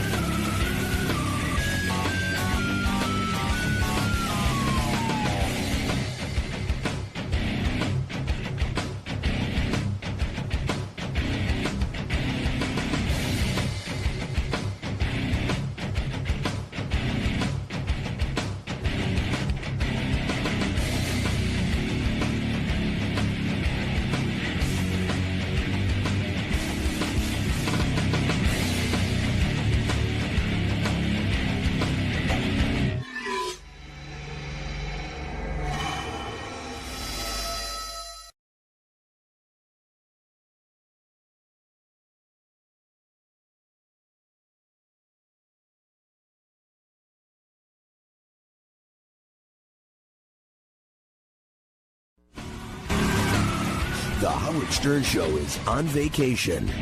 But don't worry, we'll return next week with all new Sirius shows. So for now, enjoy this new episode. Good, how you doing? Well, this early in the morning, I'm functioning. I urinated this morning. I'm happy it didn't burn. Good. Life is great. That's it. That's the end of the story. Ask for. That's the end of the story. My leg's working. Go to the bathroom, doesn't burn. Hey, life's great. So it sounds like everything's good. You excited to be back? Yeah, I'm always excited to be back. 20-some years of doing this, and I'm still excited to do it. Now you're here for your final comedy tour, right? Maybe. If it wears me out, it's going to be the final one. But so you're going to test in the waters. Yeah. Well, what I'm doing is that the country's going to we're going to the dumper. People are depressed, so they need the laughter. The last time I did a grand tour was after 9/11. I went out on 9/14, stayed out over a year. So that's what I'm doing again. Make people laugh. That's simple. All right, cool. All right, man. We'll see you in there. All right, see you in there. All right, David Brenner's here, old friend of the show, comedian. Funny dude. Always stuck up for me. He should have been the host of The Tonight Show. Something went wrong, though. I don't know what happened. What happened to you? You were so close to being... You Johnny Carson. Yeah. How many times did you fill in for Johnny? About 75, something 75 like that. Times, and it looked like it was the lock was in. It was going to be your job. I was up there for it, but you fucked it up. What happened? I didn't fuck it up. I got involved in a custody battle. I wasn't allowed to work more than 50 nights a year. Why? Because it's against the law. You become an absentee father, you lose your kid. You know the whole story. You didn't want the Tonight Show more than your kid? No, I wanted the kid to be free. That's why I took my name. More than the Tonight Show? Yeah, and I took my name off the list. Oh, it's insane. Yeah, it's nuts. Don't you think your son would have been a lot prouder of you if you He'd be a lot richer, that's for sure. Right. Yeah, all right. Hey, I fucked up, man. What got to tell you? Do you have regrets? No, I didn't. Would you like to be the host of The Tonight Show? Sure, in a second. You think Jay Leno's doing a good job? He's doing all right. Nothing great. No, he's never had me on. Oh, he won't have you on. Why? No, I don't know. And we're friends. I mean, Well, are I'm you friendly really with friends? the guy. I mean, the guy well, won't I'm you on. friendly with the guy. I run into him. I go to NBC for other things. I What's see the him. matter? We You're talk. not good enough for you. You host the goddamn thing. I don't know. Hey, I don't know. Why don't you know these things? Well, what am I going to do? If I know the reason, if I know the reason, is that going to change anything? You ever run into him? Did you ever say I to him? see him. Yeah, You go, Jay. What's the he deal? even gave me a blurb for my last book. Yeah, a but- really, very nice thing. Yeah, but did you ever say to him, Jay, why can't I be on the show? Well, I talked to him. He's, I got to ask the staff, and find out from the staff what to do. No, he And, doesn't. I said, wait a minute. I have my own show. You don't have to ask the staff. Right. You're the boss. Right. I mean, look, if I wanted to come on your show, would you ever say to me, well, I got to talk to Gary and the guys? No. Yeah. But I don't want to talk about this shit. This is history. It's upsetting me. Yeah, well, it upset me then. So listen, Yeah. you're here to admit that you... Admit? What do you mean admit? What does this admit? Yeah, go ahead. You're making it like no one knew you were lying about your age. Wait a minute. Everyone Wait. here knew you were lying about Wait, your age. you knew because you had some kind of proof and you were No, generous not to do but it? I knew you were. All right, but you not by looking it at was me. an outrageous Wait, lie. Howard, by looking at me, David. what would you say by looking at me? No, nothing. How old you are, you mean? Yeah, I mean, don't do a joke. No. I mean, would say you're about... I don't know. I don't want to be... What? All right, hold on. No, strong, right? By the way, thin. next week, Gilbert Gottfried's coming on here to admit that he's Jewish. But and short. All right. He's No, gonna mention- Robin, we always knew David was lying about his age, right? course. We Yeah, knew but- that. well, but I had. You want to know All why? right, how old Wait a do you minute. think he looks right now? Seriously, Rob. Be serious. Don't lie. Don't go for a joke. Don't go for it. Don't go for a joke. He's thin. He All looks right. good. Yeah, he always looked good. He All right. always kept himself in shape. Right. And I would say, Yeah. Don't be serious. Let's say 64. yeah, 64, Yeah. 65, Okay. somewhere That's in it. there. Now, think about that. 64. Remember that number. All right. When I was doing in college concerts, I started comedy 40 years ago, 1969. In fact, a lot of people don't know this. I heard about this. What? Sal ruined his friend's party. Do you know about this? Have you heard anything? No, I don't. When I was on vacation, I got a picture like Sal's really pretty wife, I have to say, is really kind of hot. Christine. Christine. Hello? Hello? Hello? Hello? Hello? Hello? Hello, Howard. Hello? Hello. Howard, how you doing? Hello? Hello? Hello, Ian. Yes, hello, Howard. Hello? Hello? Hello? Hello? Hello? Hello? Yes, hello. Hello? Hello? Hello, hello. Hello, hello. Hello? Hello? Hello? Hello? Hello? Yes. Yeah, Sal had a very interesting time at my wife's party. Yeah, Gary told me about this. So here's a picture of Sal. Like Sal got really drunk at his friend's wife's party. Ian's his friend. Yeah, and so he's throwing a party for his wife. And like Sal even sent me this picture. Here, Sal is mooning. Sal's wife is taking a picture with the birthday's boy or whatever it is. And there's Sal like mooning, like doing the big moon. And then I was like, He's just the dickwad at the party. yeah. And then he was like a bigger dickwad. Then he did like 50 things in a row to fuck up. He insulted the woman whose party it was. And what if you don't think he doesn't know what he's doing just because he had a few drinks? Hey, Gary, tell the story what Sal did at the party. Hello? It's even better than when Sal tells it. This is sort of his passive-aggressive way. Hello. Hello? Hello? Hello? Yes. Hello, Yeah, hello. this is Ian. Yes, Ian, hello? Hello? Hello? Yeah, this Hello. is Ian. Hello? Hello? Hello, hello. Hello? Hello? Hello? What's going on today? I don't know. Ian, can you wait 1 second for Howard? Yes. Hold on. Hello? Hello? Hello? Hello? Hello, Ian? Yeah, this is Ian. Hello? Yes, I'm here. Hello? You can see why Sal ruined his party. We want to ruin his I party. want to ruin him, too. Ian, 1 second, we're drawing jizz on your face. I want to ruin Ian's phone call. You've done that already. Ian's ruining my show. I'm going to ruin his party. And what's so great about it is, like, Sal wants to know why his wife's angry with him and why she's not in upset? love with him. But not only did he moon the picture with his wife, kissing this guy, they had a big picture of Ian's wife up, for the birthday girl. Right. That everyone could sign. Yeah, Sal went over and drew jism all over her face. Which, by the way, I don't even know how you draw jism. Artie said to me, "How do you draw jism?" Yeah, like how do you do that? Can we see the picture? And then Sal not only drew jism, but this guy Ian wanted to send the picture to his mother-in-law with everyone signing it and everything. So then he ruined that. Then hello? Hey, hold on a second. Hello? Then I think Ian's, I'm not sure what I'm talking about. It might have been Ian's sister. Right. She's at the party. Sal insulted her hair. Apparently she cuts dogs' hairs for a living, and Sal said he got really drunk and he said, you cut dogs' hair. Who cut yours hair? It looks like there's a dead poodle on you. Right. So then the husband comes over. He's all pissed off. And Sal says to the husband, who's got sort of like a rock star haircut, he goes, "You look like Dave Grohl with AIDS." Right. Then they end up in a parking lot. Sal says he downs a vodka and grapefruit, the glass, and then he drop kicks the glass in the parking lot. Then he decides he has to pee, so he takes out his dick and he starts peeing to make a big stream. An arc. An arc. Oh. Then Sal's supposed to get a ride. Where's he doing that? In the parking lot. They're supposed to get a ride home. So this couple that's supposed to give him a ride home, they're going to go pick up they go, "We'll be back. We're going to pick up our 17-year-old son, and then we'll come and pick you up." And Sal goes, "You don't need to pick him up. Right now he's in the front seat getting his asshole fingered by a cheerleader." So now the woman won't drive Sal. Nobody will drive Sal because everyone's afraid to have him in the car. They finally get him in the car, and Sal never put his dick back in his pants. Oh, my God. Now he's asking Is his wife sitting there with him? Yeah. He's asking the people that are driving him if they want to play Guess What's in My Pouch. Then he ends up back at Ian's house, and this one I don't understand at all. Sal said he got in there, and he doesn't remember why, but he took a whole thing of bananas and started hiding them all over the house, but he stuck one in the toilet and put them under the pillow. So Sal says he gets up the next day, feels really bad, sends the girl whose hair he insulted, flowers, calls Ian to apologize, and then he says it's the next night. Sal goes, "It's really weird, the whole time my wife isn't saying anything," and I'm thinking, she's handling this very well. So he says Friday night was the night this all happened. Saturday night, he goes to have sex with her. And he goes, "Hey, honey, you ready for a little this and that?" And she just puts up the hand, and she goes, "Go away." And he looks at her, and she goes, "Don't analyze it, Mr. Shrink. Just take it for what it is." So Sal tells me this whole story, and he looks at me so innocently and so genuine, and he goes, "You think she's mad at what happened on Friday night?" A dummy. He doesn't see any correlation. I mean, really, the guy, like Artie said, he's a first grader.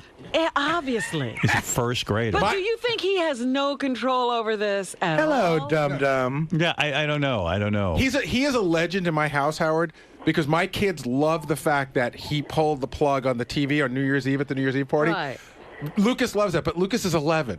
Right. And he thinks that Sal's the funniest guy ever. You mean when the ball was ready to drop, he pulled out the plug. And this was another one of his wife's friends' parties. Right. Yeah. He always ruins his wife's friends' parties. When you think about it,